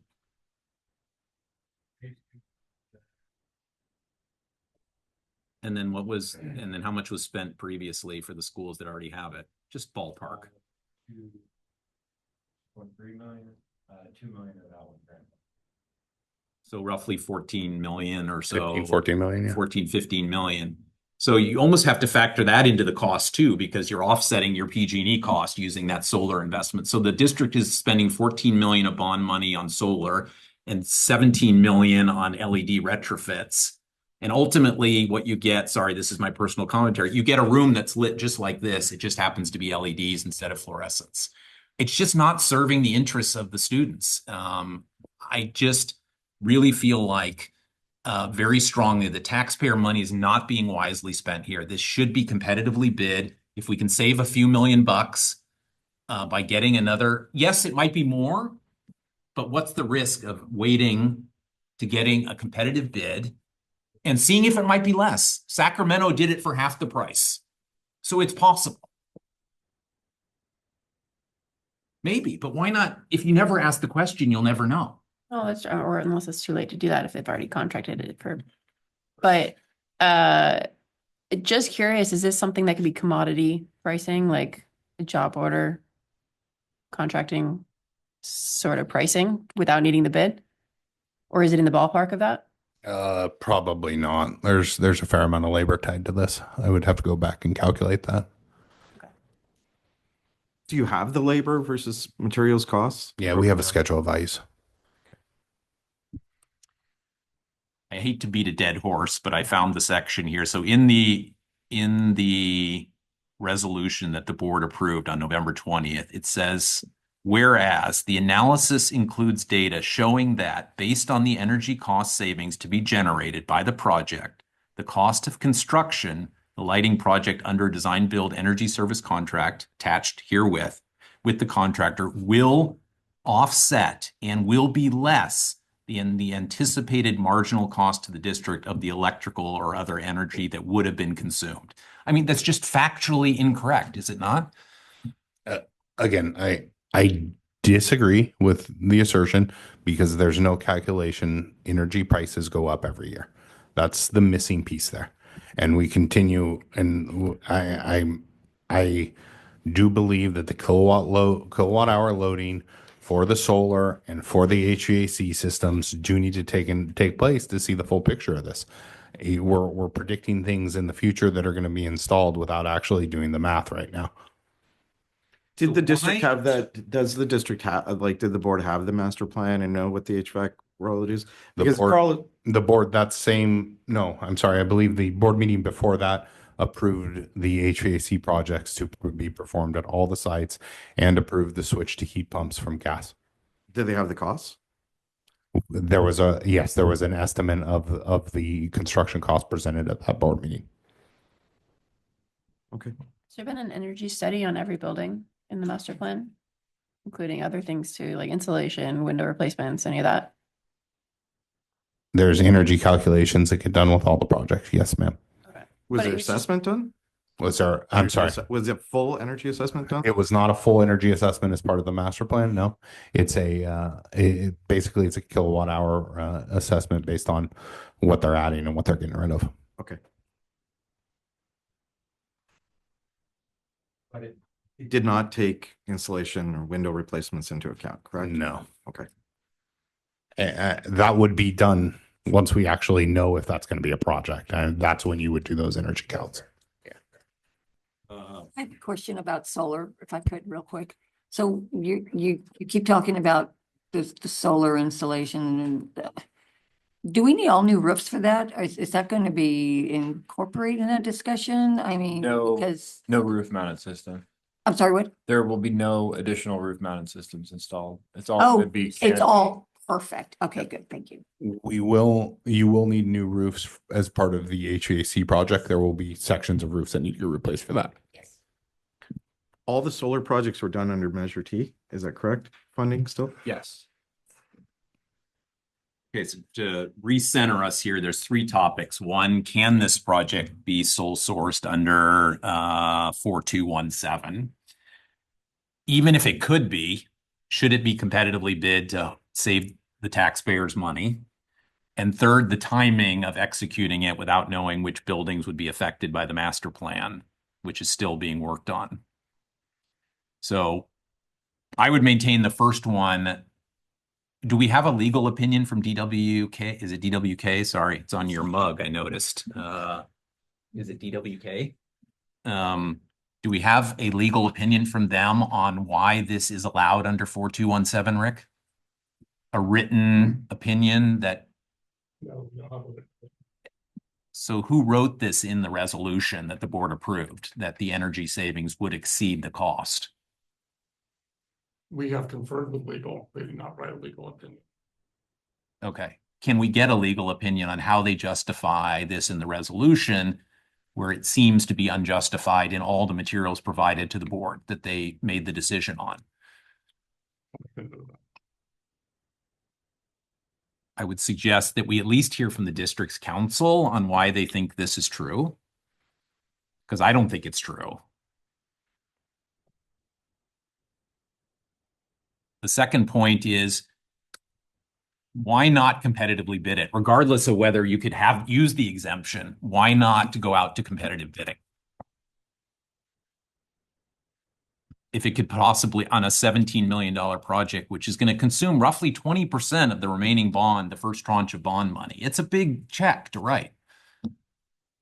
I mean, just in service to the taxpayer's interest, wouldn't it be right to competitively bid the project? What's the pro and cons about competitive bidding process? I thought I heard it earlier, but just. Yeah, just we kind of- talked a little bit about being able to select a specialty did. contractor that do these energy contracts. We talked about reduced risk because they can do their assessments for change orders, because they can do their assessments to the buildings prior to bidding the project. So basically, if we had a design documents prepared and bid, they would not be able to do in-site investigation on the building itself prior to. So any unforeseen conditions that they uncover, they would then we'd start getting change order costs for those. Doing it this way, they do the assessment prior to, they're able to see the conditions of the site, put together the design documents with the contractor together, and then eliminate some of those risks. We also talked a little bit about standardization of products to make sure that we get the standardization of products and we don't get products substituted through the bidding process. And then we also talked about the predetermined energy savings costs that they project out as part of this contract versus a typical design bid build project. You would not get that predetermined projection. So are the light fixtures that are included in the scope of work, are they the kind of the picked fixture by the district for all facilities where, or was this something that was recommended by the contractor? Yeah, they presented different options, the contractor did, and then we work with maintenance and operations to pick one that they think is going to suit the district. Familiar right. manufacturer. Yeah, familiar manufacturers. And then also they take into account the color, the temperature of the light and all of that. And we work with Martin and his team on that selection. So in the proposal from Southland, I mean, you admit, and correctly so, they did the whole assessment. So the design part has been done. In the proposal, every single fixture is enumerated here. It's listed the exact fixture, new, Lithonia, 8-foot, whatever. Yeah. So all that work has already been done. It would be very easy. I mean, this is my naive statement, I'm sure, but to give this to another contractor who did one of the school districts you showed, or Sacramento, the one that I said, and said, hey, how much would this cost to do? That feels ethically dubious. You don't do that. You can't. No, you can't. You would never. No, I'm saying pay Southland for the design. They've done the design work. Compensate them for the design work. They're in the business of bidding out for a project. Is the So contract You released? could have hired an independent sub Yeah. that did just design work or something, but you cannot just shop their contract around. Is the contract released and procurement's already started? Is that right? Submittals are yes, submittals are in. I don't know what we're talking about then. We Yeah. already have a contract in place, so that's it. Moving forward, it would be nice to know about ahead of time. Well, Good point. if there's Carl's objecting, that's why. if there's a legal challenge to the basis by which it's sole sourced, presumably the contract work would have to be stopped and until that is adjudicated, correct? Probably would have to sue to do it.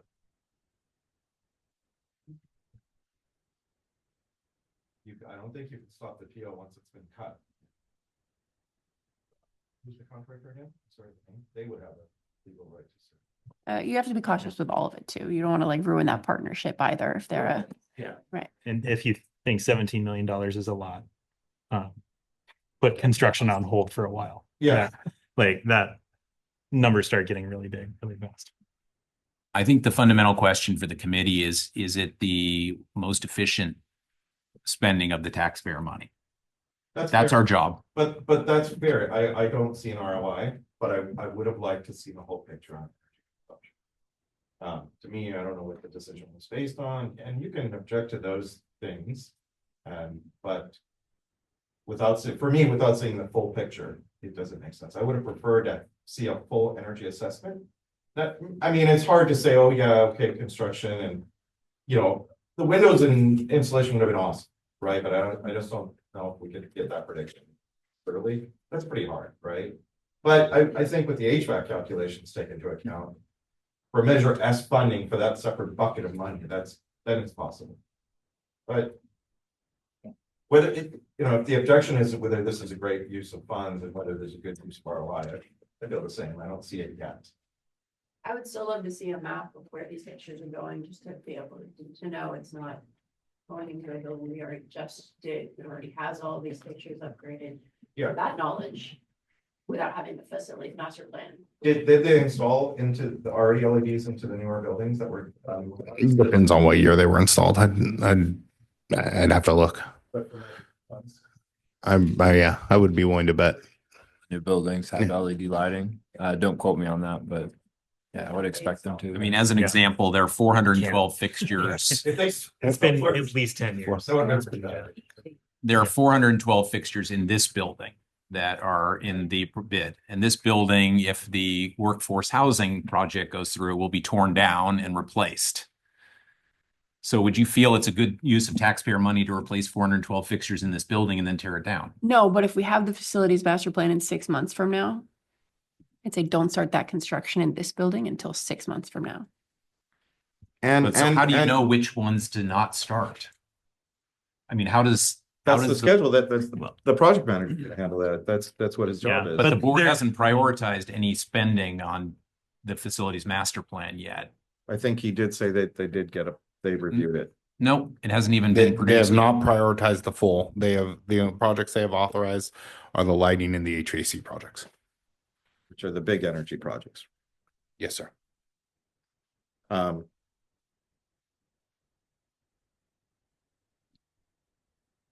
Also, the vendor said that they're willing to take the buyback on ones that are not used. So the Well, district is covered. We want to see that because I don't see that in the agreement. You'd have to ask for the contract. I have the contract. Yeah. It You don't was see the presented to language? board. Okay, Oh, it's yeah. not in the language. I mean, I'm not a construction contract specialist, so you should look or I Eric said he would look and. I told you I'd get Yeah. that language back. Yeah. So, I mean, we'll keep- There's going to be some waste, but if they're willing to buy back or, you know, not charge based on what was not used, then that's.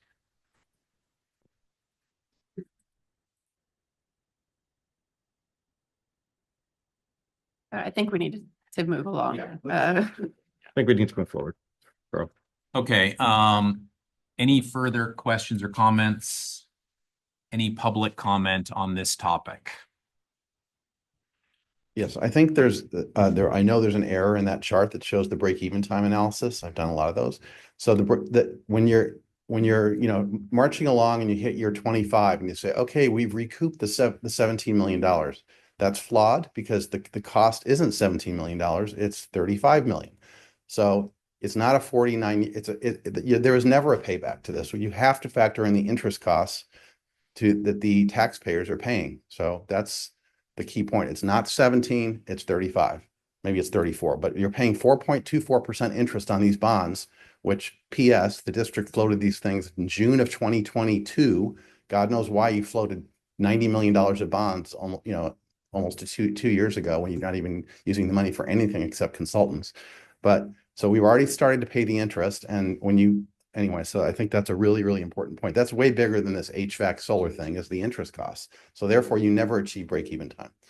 The other issue I want to just bring up is, and Carl has this and David Weekly and I have been talking And David's interested in speaking with this person. So Michelle Rudowski is the person, she's the chief facilities officer who's doing this for less than $1 million and I don't know how many fixtures, so I don't have the per fixture cost, but I'll get that from her. And I encourage they're doing it themselves, right? So they're not doing it and they're doing all the refurbishment of all these fixtures or the retrofit, excuse me, not refurbishment. So I think it's good to share best practices and maybe their team can help or do it, but there's got to be some cheaper way than $35 million. Thank you. I disagree with the $35 million mark, though. I don't think you're going to have interest over the course of 5 years at that rate. You would still have to buy, this money would still have to be spent.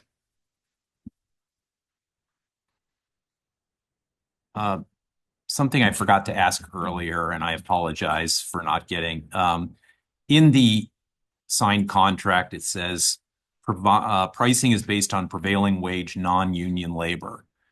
And is that indeed true? Because at the board meeting, I can't remember your gal, is it Jennifer that presented at the board meeting? Yeah. She said that this would be union labor in using local from the red. Because my other comment was, let's give a Redwood City contractor a chance to bid on $17 million work rather than someone in Southern California. And she said, no, it's going to be local because we're using union labor. But here it says non-union labor. Do you? Let me, that one I was not prepared for, so I'll look into that and get your Based on response. prevailing wage, non-union labor. Page 29 of the agreement, bullet number 4, I think, says non-union labor. Assumptions and exclusions. I will double check on that one for you. Can you imagine what it would be with union labor? It would be more than 16.9 million, I believe. But you can trust. That's a joke.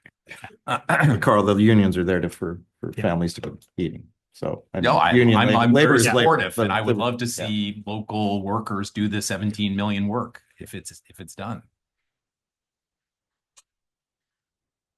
Okay, so Just real quick, I'm sorry, Carl. Just 1.3.0 goes over changed work in the contract, and it talks about how they provide prices for scope changes in work. So if we do in fact change work, they have to present a price for us to change that work.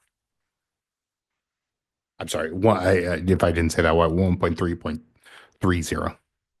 1.3.30. Okay.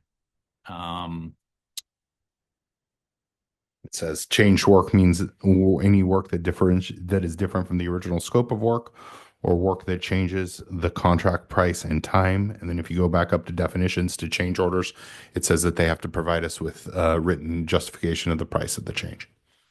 Which makes total sense if they're asking for an increase, right? That would be a change order. A change in work would be a decrease too. There's deductive change orders. You're changing scope either way.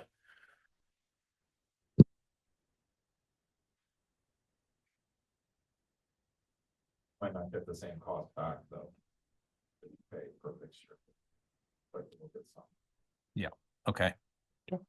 All right. So I think the follow-on action items, Rick, a legal reading on the resolution, which appears to not be correctly stated.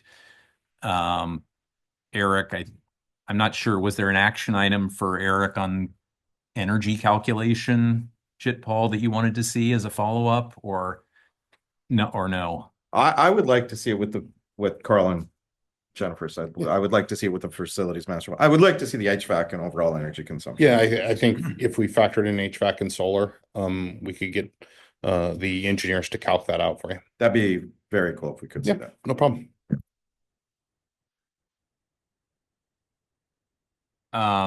Were there other actions? There was the facilities master plan timing. 5.5. Yeah.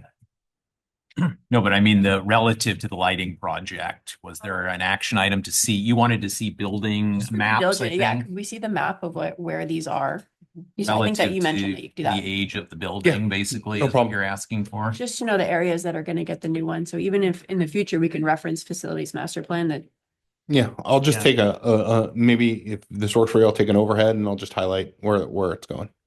Yeah. Thank you. Yeah. And the awarded scope of work has a schedule in there and it shows starting, roughly in a couple months and then ending mid 2026. Yep. So is there a risk to having to rework that schedule in order to align to the master plan that might cause more change orders with this awarded work? It won't cause more change orders. They'll rework the schedule with us. They're good partners.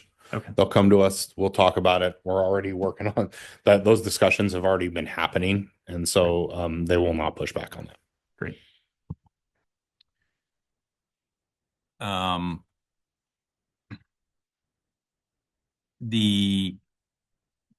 Since our next meeting, I'm not sure of the exact date, maybe somebody has it handy, and this is a timely topic.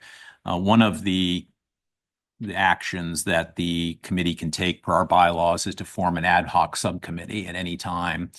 And I would like to recommend that we create one specifically around this topic to review some of these materials that Eric's going to provide, Rick's going to provide, so that we can review and discuss those in a subcommittee meeting, and then they can present whatever is deduced or found from that back at the next CBOC.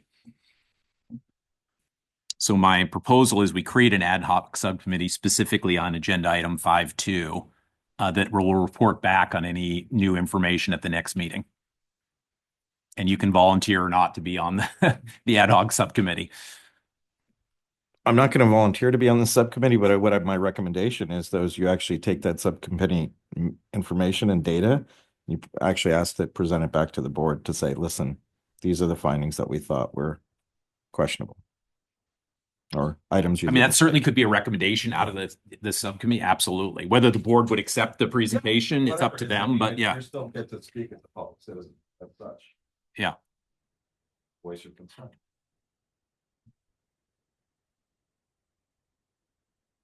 Is anyone interested in being on this ad hoc subcommittee? I'm interested, and reviewing these materials and then coming back with a summary for the next CBOC meeting. I'm just interested in more data. That's for me.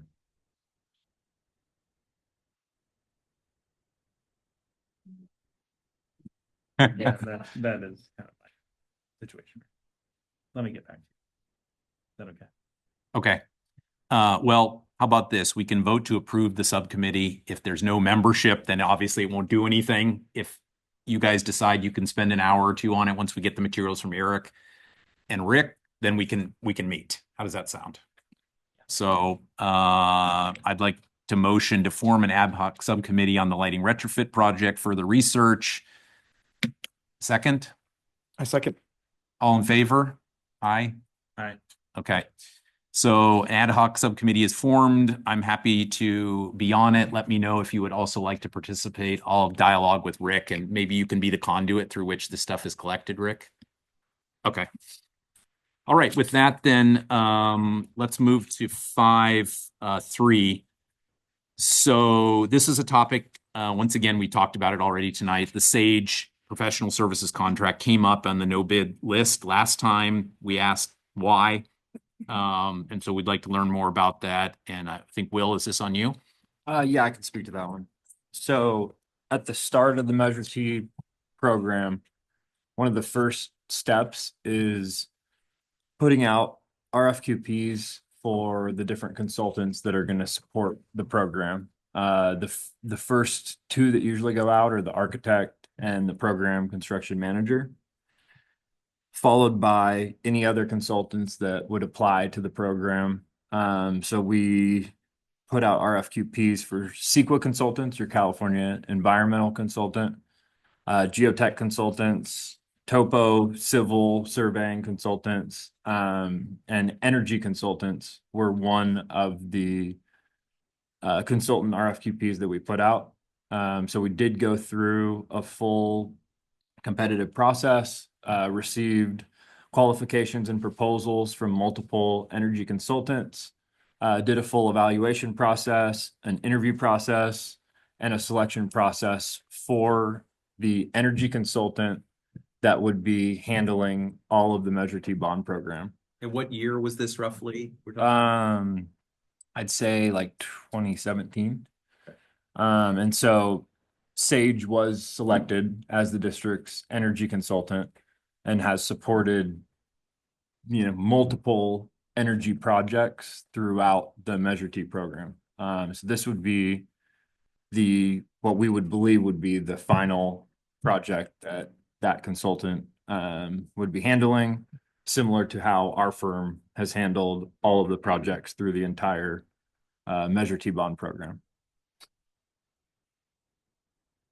And so that, like, each project that the district board approves, to go into construction, if what you guys are mentioning, like recompeting it, that would be as if they recompeted like our program and construction management services for every project throughout the program.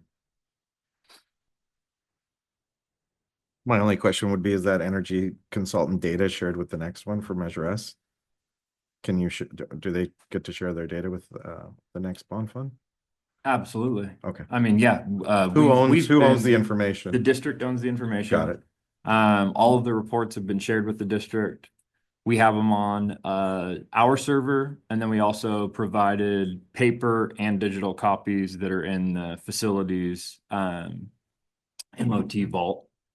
And we've been coordinating very closely with Ben Pelt, QKA, on the coordination between different, energy projects, and would happily share any information desired. Yeah. This was a independently scoped project, right? The actual scope was attached to the board resolution that approved this. It's an independent consulting agreement for professional services, and then it goes through and describes this $540,000 project that you're doing with Sage, right? So it was not, so we worked through the procurement process with Sage. We used the Energy Code 4217 and released an RFP that had basic parameters and specifications of the project. Then the contractors proposed on that. So it was not a full design. It wasn't a full design process. It was, an initial specification, and, quantified expectations of the project. Under Energy Code 4217, the design build contractors are able to actually propose, alternates, adjustments and things like that can potentially add value to the project. And so that was part of the evaluation process. As Eric mentioned, this is different than having an architect do a full design, having a set design that's approved by the state, and then bidding that out to different contractors that have to meet the criteria exactly. That makes sense. You may have confused me even more, but specifically the agreement between the district and Sage Yes. for their services. Yes. To Their support consultant services. energy consulting services. Yep. There's To an support agreement. There's a procurement, implementation, and that's what they're going to execution. do. Yes. Basically, they're going to manage that. They're going to having them do those services. That was not competitively bid, correct? Sage versus somebody else to do the $540,000 of work that Sage is doing. No, it was not. They were selected as the district's energy consultant for the entire program. It was competitively bid out in 2017 at the start of the program. Yes. And that was when we selected them as the energy consultant for the full Measure T program. Is this their total amount then? Or is this just? No, This is just this project. project. They've supported other projects as well. And that's the same process, Carl, that was followed for all of the professional services consultants, that have been involved in this program. And the standard process for, bond programs is, you do your RFQP process at the start of the bond program. You select your, architects, program managers, construction managers, and another list of consultants that may apply to your projects. And then you work with those same consultants throughout the program. They already have a familiarity with the project and the backgrounds, and so if you were to bid this out to another group, they would have to start from scratch.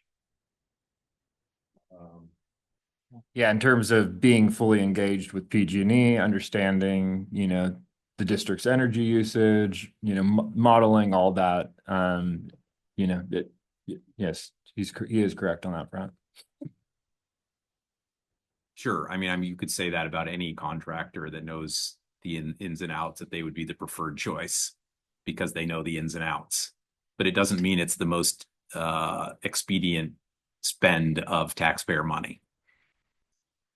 But what I'm hearing is you're able to use the energy code exempt, the 4217 that we were just arguing for the lighting retrofit. We did not use Energy Code 4217 to select Sage as the contractor.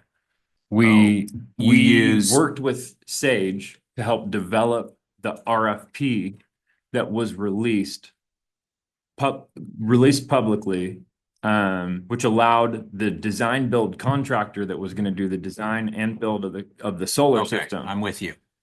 to provide a proposal. So what exemption did you use? Because Eric presented earlier that above $90,000, professional services must be put out for proposals. He did. no, I'm sorry. yeah. Well, he did put out an RFP. He put out an RFP to establish the pool.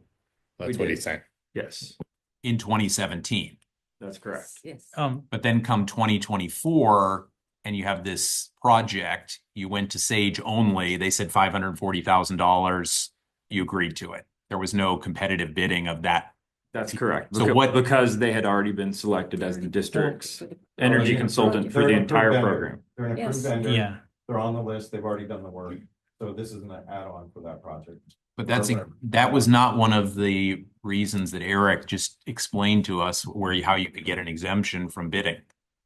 What exemption are Well, you this is referring professional to? services. The district does not have to bid out professional services. Precisely. Yeah. Okay, I thought you said above 90 or Above $92,000. 90, you have to put out an RFP, which he did, and where he got pricing and he got hourly rates and qualifications from the professional service providers. They provided that. 7 years prior. That, yeah, I'm not commenting on the timing, but I'm So that telling was you. my yeah. question earlier when you were talking. Is there some, time exemption because 7 years later, we're For the still full working full off that program. same RFP? Just like our program and construction management team, we're professional services. The district engaged with us and selected us for their Measure T program. And so we are finishing the, final project of the Measure T program. And they did not, go out and recompete our last few projects. But could within have. Measure T. Well, the district can do, what they want. Of course, the contract terms come into play and that discussion came up earlier. But, there's another aspect to this that came up regarding timing. We are against the clock to maintain the district's grandfathering into the PG&E net energy metering 2.0 tariff that's going to be extremely financially advantageous to the district. And as someone mentioned earlier, Sage is already fully integrated with the district, fully integrated with PG&E. They actually handled the district's interconnection applications, which grandfathered them into the net energy metering 2.0 program 3 or 4 years ago with our support. Had already done, feasibility and modeling 2 or 3 years back. So we were against the clock to engage with an energy consultant, get the RFP out for the design build contractor and execute the project. I'm not using that as our justification because we don't need to, because we went through the full RFQP process at the start of the program, selected the energy consultant. That I just mentioned would have made it a necessity to just, proceed immediately. But I'm not even using that as a justification for it. That's just an extra layer. Just maybe semantics, but this sounds a lot closer to something that I consider a task order on some a broader agreement that you already had with them. Is that fairly accurate? In some cases, there will be a master agreement and supplemental agreements. Certain attorneys will do it that way. Okay. Which is how you're viewing it. Yeah, you have a master agreement and then task orders. Yeah. Throughout a program or Yeah. an execution. So what was that, what happened, or was it a new contract each time with? We did new contracts each time. Okay. The 540,000, that was included the full construction price as well. No, the 540,000 is just the Consultant professional fee. service. It's a consultant price. Yeah, the design build contractor, don't quote me on it. It was like around 10 or 11 million. Okay, and it's the same contractor that they had used previously. No, Different. no, we recompeted the design build. So an RFP contract. was put out. This is Yeah, just the an fee for the RFP, design. a new RFP was put out to competitively bid the design build contractor that was going to build the solar system. That was what I mentioned earlier. We got eight proposals, went with the lowest one. Spent, about a Yeah. month going through procurement, uncovered issues, switched to the next lowest, and then got through the full procurement process and engaged as quickly as we could so that we could get into design so that we can ensure that we're meeting that NEM 2.0 deadline. That's going to allow the district to recoup like $25 million over the life of the system. Mhm. If we don't meet that deadline, they get switched back to the net billing tariff, and it could be a third of that saving. So we're really against the clock. Mhm. And was Sage's fee 540,000 comparable to their original scope and fee? Prior? Yes, yeah, the original project that we were looking at was the exact project, just on 4 school sites rather than 10. Okay, so you could extrapolate the 540,000 based on that original pricing that was agreed The- upon. Not necessarily. I mean, they were selected as the district's energy consultant, so we could negotiate with them on pricing for any additional projects throughout the program. Were they considered to do the lighting retrofit assessment? Since they were already the preferred district vendor with all of this great knowledge of all the facilities and having been fully vetted, Eric, were they asked to bid on the design and assessment of and management of the lighting retrofit project? Sage was not, no, they were not, they're not, we're talking about 2 different scopes of work here. Sage for them provided design docs for Southland and for the lighting scope. We deliver that direct with the design build. So it's a contractor and a designer. Sage is just a designer. So could you have gone to Sage and gotten a design for the lighting retrofit project and then bid out the construction just as Will did for the solar project? Could I'd have to check and see if Sage provides that service. I don't know. Yeah. I mean, we just heard all this talk about how Sage is the preferred vendor, fully vetted, knows the district inside. For knows solar, all yeah. the energy usage across the district. So Yeah, but it's a different. Lighting and solar are different, but yeah, HVAC's going to be different too. And if timing was a factor to get it done quick, design build's the way to go instead of design bid build. but solar was not design build. Which was the Yes, it is. The Sage designed, well, correct me if I'm wrong. I'm speaking for you now. I'm sorry. Yeah, they did. Well, they helped to draft the They did bridge it up. RFP, but Yeah. they didn't do the full design. They did do the design parameters. Yeah. But we are currently working on the design with the contractor, the design build contractor that was selected through the RFP process. Any other discussion on what's printed as 5.3? Any public comment on 5.3? Okay, moving on to 5.4. This was an item, I believe, Janet, you brought forward 2 meetings ago, and I failed to agendize it last meeting. There was some concern. Maybe you could articulate the background for us.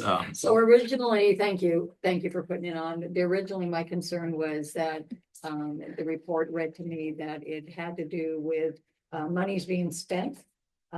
District monies being spent, if they were being correctly spent. The grand jury went on to articulate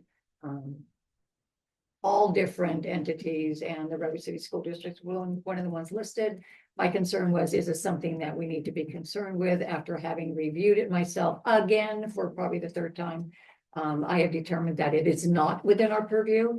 It is not something that I think should be here. I appreciate the fact that Carl did go ahead and put it on the agenda anyway, just to satisfy the fact that I had requested it. But I really, after going over it several times now, I don't see where it's anything that this committee has anything to question on, nor do I see after reading it that there were any issues within that report that we even need to be concerned about as a community. So I therefore would say that this isn't a topic we even need to discuss tonight, and I appreciate the fact that it's there, but I'm good with it. And if you want to read a very kind of boring document, took me 3 or 4 times to read it, go ahead and read it, but clearly your district is good here, so thank you. Yeah, thank you. Rick, is there anything you want to add on the topic? Yeah, I'll just briefly say we did present a letter to the grand jury to the board for approval on September 11th. It's available for public review. Okay, great. Any public comment on 5.4? All right. Well, I mean, we did discuss it. Yeah. It's on the agenda, discussed and closed. We've approved the agenda. It would be, I would have actually, to that question, I would have had it removed early on, except for I felt it deserved a comment. at least We it's can't- closed out now. It's closed Thank you. out, yes, Thank you. exactly. If you don't comment on something on the agenda, then there is an assumption that why didn't we have something said? So yes. Okay, thanks, Janet. 5.5, receive and discuss Measure S progress, including update on facilities master plan process and fast start projects. Obviously, we've talked a lot about one of the fast start projects tonight, but there's other activity going on, I'm sure. Yeah, so I'll take this one. I'm happy to give a Measure S update. So, oh, little delay there. So I'll give a facilities master plan update. We'll talk a little bit about the HVAC project and then the lighting, which I know we've already talked at length about, but I'll give a progress update. So as far as the facilities master plan, this is the schedule that our architect QKA has presented to the board in December and also at every site committee meeting. So where we are in this process is we have just completed our second round of site committee meetings with every site. We are updating the draft site plans following the comments from those meetings. Our next steps are to schedule community meetings to get larger community input. We are now engaging the cost estimator, and we are still on schedule to present a draft to the board in the spring. So we're moving right along. I think we're making good progress, but still a lot of work to do on the facilities master plan. And I think the original back for questions. schedule presented to the board was to finish it in January, the month we're in. Can you just describe some of the things that have pushed out the timing? We have had some trouble scheduling the site committee meetings, and a little bit of participation. And we wanted to engage our sites and the community, so we decided to prioritize that in scheduling those meetings, and that's what's pushed the schedule a little bit. Which is a good reason, right? You I want to make sure agree. everyone's getting their input. Agree. So moving on to HVAC. So as Eric mentioned earlier, the board authorized us to move forward with design of upgrading HVAC at 4 campuses for this first round. Those are Adelante Selby, Hoover, Roosevelt, and Taft. QK Architects was approved by the board in November to start the design. So that is being fast tracked. They're about 75 to 80% complete with the design as of today. We are scheduled to submit to DSA next month in February. And we are also working on early procurement of equipment. The current strategy would be through Omnia or CMAS, as Eric mentioned earlier, for, to expedite the delivery of those units in order to install them this summer. That's the purchase of the units only, Right. not the installation. So Correct. just Material to only. clarify, because it's obviously a hot topic tonight. So the board approved the architect's design work. Correct. Separately, you'll procure materials and you can do that under the exemption you talked about. But the actual construction work, will that be bid? The current strategy is to do a RFP, request for qualifications and proposals for a lease back contractor. For the what contract? For a lease back contract. It's one of the procurement methods that Eric also mentioned earlier, where you do a request for qualifications to get them qualified, and then a proposal so that's just one of the criteria for selection is price, but also qualification. And then they do bid out the work to their subcontractors. So would there be, just to clarify, would there be multiple competing contractors for the work? Correct. Okay. We would expect to get several people submitting on these projects. Okay. And do you foresee one contractor doing all of this, or the work would be divvied up amongst several? No, the goal is to get one contractor to do all four. We'll write the RFP in a way that you could select one or multiple for each site, just in case that there's a reason to select multiple for each site. But from a coordination perspective on a project this large that is tightly coordinated MEP systems, we would want to try to get one contractor. Just curious, is a lease back contract like a lump sum, or is it more like a GMP where you can reconcile the end? It's a guaranteed maximum price. You're Okay. exactly right. Thank you. Has the district provided any guidance on contractor selection in terms of the location is there a preference for locally based contractors? Has any direction been given on that? Or there'll be a best value methodology, and you could definitely include give some extra points for location for sure. I would, if the district asked for my recommendation, it would definitely be part of the selection process. It would not be the highest part of the selection process, but it would definitely be part of the point system. Could you also include like DEI, like minority owned business, women owned business? Yeah, there are some there is some of the DEI has already worked into state law. So disabled veterans enterprise, there's various different ones, and I don't remember them off the top of my head, so I apologize. But those all of those goals are worked into the contract the legal provides. RFP. Yeah, and which is part of the RFP. It just reminded me of one action item from the earlier topic on the retrofit. I just wanted to make sure it didn't get lost. Eric, I think you were going to check into the Southland Industries union versus non-union labor. So I just wanted to remind you of that follow-up action. In case it slipped through the cracks. Absolutely. I'm going to get you some more information. I just went to their website and they've got the NECA stamp on their website, which usually means that they're union, but I will definitely do a little bit of research and bring you something formal. Thank you. Okay, sorry, back to you. No problem. And then moving on to lighting. So we mentioned this earlier. Southland Industries was approved in November. All submittals have been approved, so they're procuring equipment right now. We are coordinating the exact schedule of campuses and how we'll implement, but they are anticipated to start in the spring. So that's moving forward. Like I mentioned earlier, during the school day or during the school year, they will work after hours, and then during breaks, like summer break, they'll work regular work hours. You might have said this earlier, but what do you expect the duration of the total project to be? Ooh, off the top of my head, I think it's a little more than a year. I think it ends in 2026. Yeah, yes. Okay. Was the count per bulb, for example, or was it per? Like this has three. Picture. It's picture. Perfect. Okay, thank you. Not purple.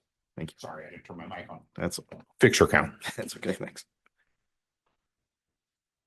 And that was the end of my update. Great, thank you very much. Any questions on Measure S projects or the facilities master plan schedule?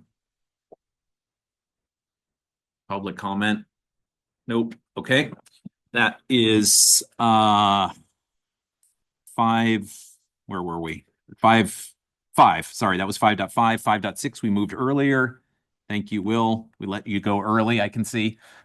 So that takes us into 5.7, which is reviewing bond activity for the July through September period.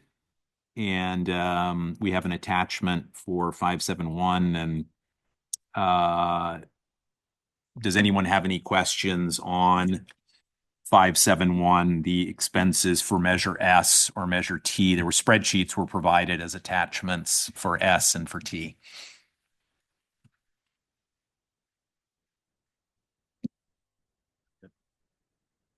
Good. Okay. 5.7.1, check. 5.7.2, contractor change orders during the period. There were none, correct? For items, 5, 7, 2, 3, 4, and 5, there's nothing to report at this moment. Okay, perfect. So that skips us ahead then to 5.8 and the financial revenue and expenditures update. Thank you for your patience, by the way, and waiting through all of that to get to your piece. For reports, the first one is the fund income and expense summary as of September 30th, 2024. This report presents the actual expenditures until September 30th. And as you can see, I added Excuse me, just for one sec. Are you able to share your screen?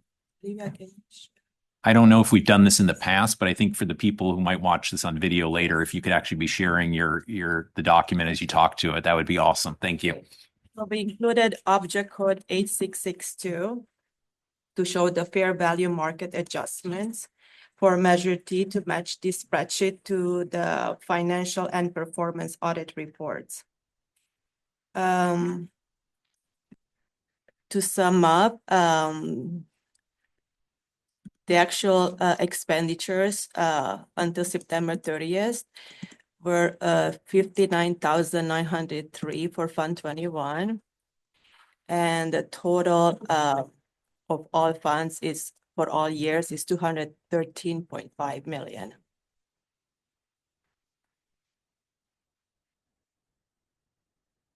Yep. Okay. Do you have any questions? Good. All right. Thank you. The next report is the 5.8B Measure T board report, which is the usual report to support the spreadsheet. And you can see the year-to-date actuals, $59,903 for Fund 21. Yep. Next Good. one is Okay. 5.8C. It is the accountability system report, the consolidated projected cost report, showing the projects on the left side, the budgets and expenditures on in the columns. Both systems accountability and financial 2000 are reconciled as September 30, 2024. And you can see the total expenditures matching also the spreadsheet, 213.5 million. And the budget is 215,047,458. You can see it on page 9. Mm-hmm. And this includes the first quarter interest revenue. It's $14,166. What, I'm sorry, I might have missed this, but what's the balance now in Measure T, the remaining unspent?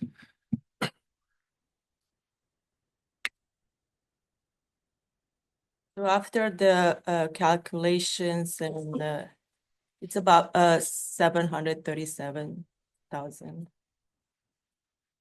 Okay. And the solar project has already been allocated in here that Will talked about? These are the actuals. Yeah. It's doesn't have the encumbrances included. Okay, but so what's the total balance, unspent balance of Measure T funds, I guess, is my question. Up to include the encumbrances as well. There's also money from the state facilities, construction. It's not a match program, it's The state funding program. state funding program for construction.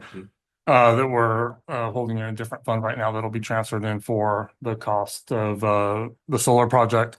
It was money derived from projects that were completed through Measure T, submitted for majority reimbursement, I would say, on some of the projects that were funded to the district that's paying for the solar project. So it's the extension or the opportunities to get more money from the projects that we spend money on. So the actual bond proceeds have essentially been expended, 700,000, but you've got some rebates and other things you're transferring in that are going to fund the 10 or 12 million you mentioned. Yep, the construction costs. I was going to mention that we just moved every last penny from all of the, board reserve. The program reserve had already been depleted, so the board reserve was the final fund that had a balance remaining. We started by moving that into the solar project, and then supplemented the remaining remainder of the solar project budget with state funds that were a reimbursement to our Measure T projects. So when solar wraps up and it has to be done by April of next year, you said. Measure T will be done. Measure T is done. Got it. Thank you. The next report is 5.8D. Sources and budgets report showing detailed budget updates. This report is from November 25th, 2024. So it is not including that $13 million update. On the next CBUG meeting, it will. Okay. And you can see the 215 million budget here. Any questions? How are we, now that we're running SNT, how are we accounting for the district employee expense for bond management? Is it split between the two, Rick? Is it in one or the other, or? It's under Measure S. It's all under Measure S now? It's only for the accountant. We are paying only for the account. Okay. But that line item that used to say district salaries and benefits is now under S? Correct. Okay. The next report is Measure S board report. I wanted to show you the expenditures year to date as of September 30, 2024. It's $504,315.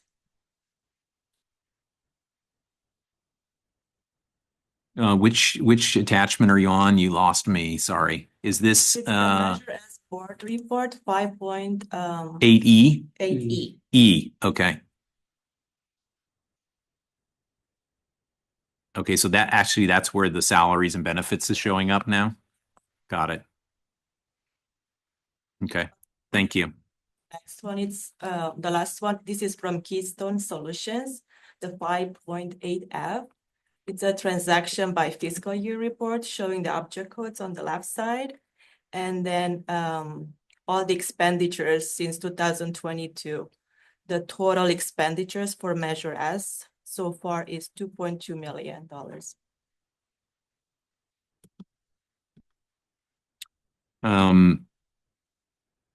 What in 22-23, the 454,000, was that the bond floating expense, if I recall? The issuance expense is that was the only expense in that fiscal year. And then in last fiscal year, the expense was primarily just the program management. Is that right? Yes. Okay. What are those construction expenditures in 23, 24 and 24, 25? It's a very small amount. It's the mobile modular of the bond director's office. It's that we pay monthly. So grant planning.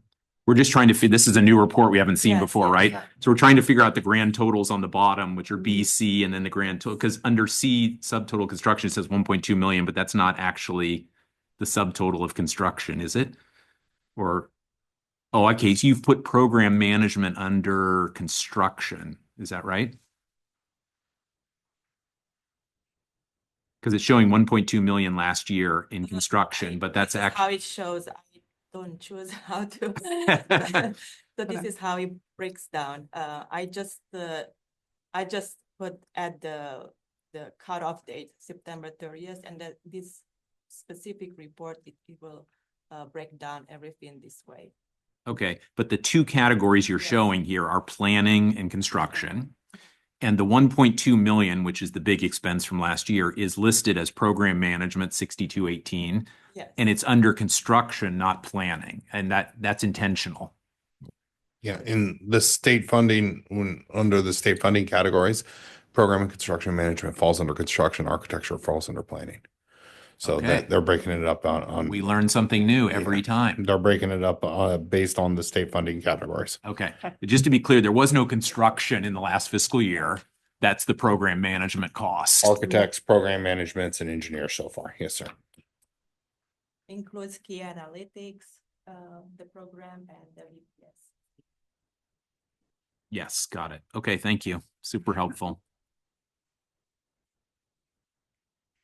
Anything else to share? That would be all. All right, great. Thank you. Any questions on 5.8? Any public comment on 5.8? Okay. 5.9, one of our recurring topics is how do we get the committee up to its full membership requirements? Because we're below the state mandated requirement of 7 members. We don't have a taxpayer representative. We don't have a business representative. So once again, Dr. Baker, Rick, can you illuminate for us what your tactics are to try and get the committee up to its full required size? Well, we're still doing reach out. We do believe that we have one person who is going to come on board as a community member. We're still checking to see if he would fill any other role. And we should know within the next couple of weeks on that we would take to the board. Hopefully prior to the next meeting. And then if we can still find anyone else, we will go through the same process. But to this point, we're not having luck with conversations of people who seemingly may be interested, but choose not to apply. Did we discuss advertising it at any of the town halls for the facilities master plan? Yeah, we will do that. Okay, so that's still to come, and that might be great. I think there was a recommendation also at the last meeting to advertise it in site council meetings, asks to socialize it. I don't know, we could brainstorm there are a lot of different places parents are gathering who might be qualified or interested but don't know about it.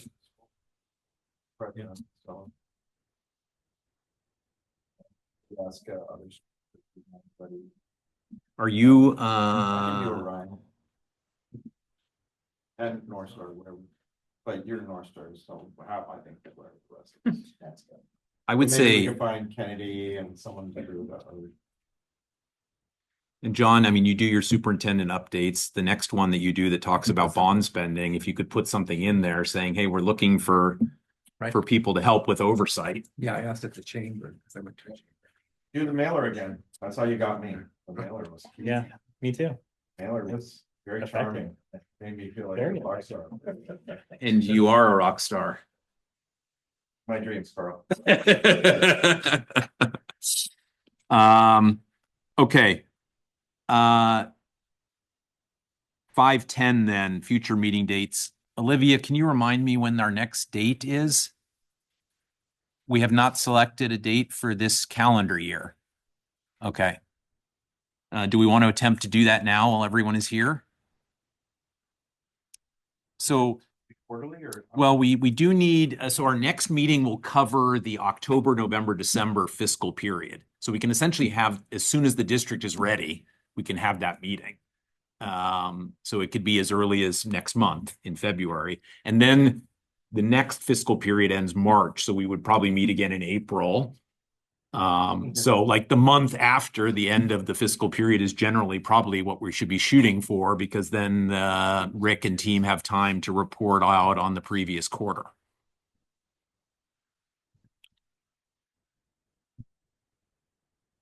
So at a February date, I'm just looking at the week of the 24th because it's after the school break, President's Day week break. So you guys have the district calendar, I'm sure, in front of you, but would one of those days, 25, 26 work? Yep. February 20. I'll work at the board meeting. Okay. That's the only one. 25th, Tuesday. Yeah. Any objections on the committee? Yep. So this is almost like our catch-up meeting. This is kind of a catch-up meeting because this meeting that we're at now should have happened in November. Yeah. Yeah. So we'll be back on schedule. Okay, why don't we tentatively say the next meeting would be 2/25, 6 p.m. And then we would look at April. How long do you need after the close of the period, Rick, to be ready? I think if we could look at Okay, Yeah, first April, week that's when of, spring break happens. how about first week of May, the 7th of May? Just throwing out. Is there a board meeting on that Wednesday, the 7th of? Olivia, you have the calendar? Yeah, it's not my calendar. Sorry, jumping back to February. What? you're busy on this. Probably not on the 14th. Did we say 25th or 26th? 25th. When is the midwinter? That's a break? board meeting on the Oh, I'm sorry. 26th. Yeah. Sorry, When is the midwinter break? It's which one? The spring break, you mean? Or the No, April the- break or the February break? The February. break. That's the week of the 17th. So it'd be the Okay. week before our meeting Okay, date. just making Yeah, sure. I yeah, knew it was somewhere. yeah. I think it does. I think it does. But a good question. Okay, so May 7th. I'd say yes. I'll say yes right now, but I'll know in the next few weeks if I. Okay, I mean, would the 6th be, it could be the 6th, 7th, or 8th. It's just that whole week. Okay. Okay. Sure, I think we're just putting a stake in the ground here to have something to, so 5/7 would be the next one. And then the period would be March, April, May, no. April, May, June, so it would be July or first week of August? Okay, I know the summer is always hard for people. But why don't we just can we put a stake in the ground and say either the 5th, 6th, or 7th of August? And of course, we need.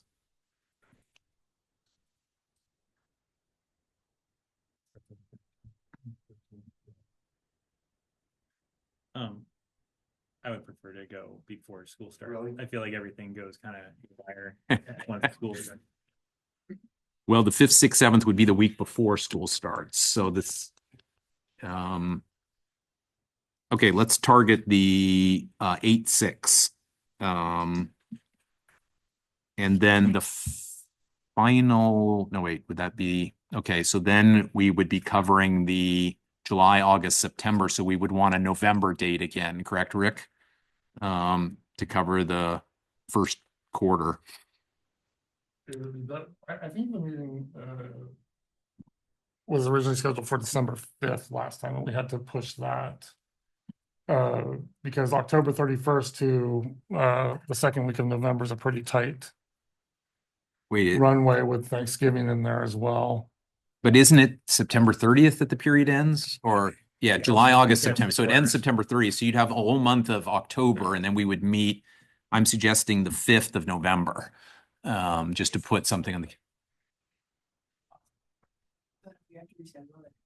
Yeah. Yeah. Yeah, so at each meeting, we'll review the next few meetings to make sure everyone's on track. How does that sound? So these, I was suggesting 11:05. So just to recap, February 25th, it catches us up on the Yep. second quarter. Then May 7th, August 6th, November 5th. 765, great. We're losing a day each time we meet. All right.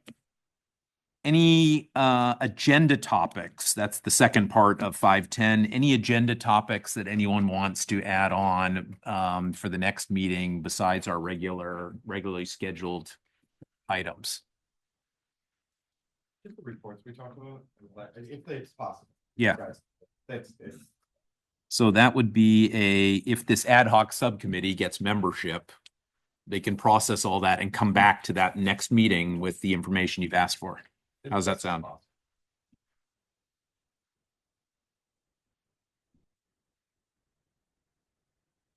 Okay, I think that with that noted, then we're ready to adjourn the meeting. Is there anything before we adjourn from anybody? Okay, motion to adjourn.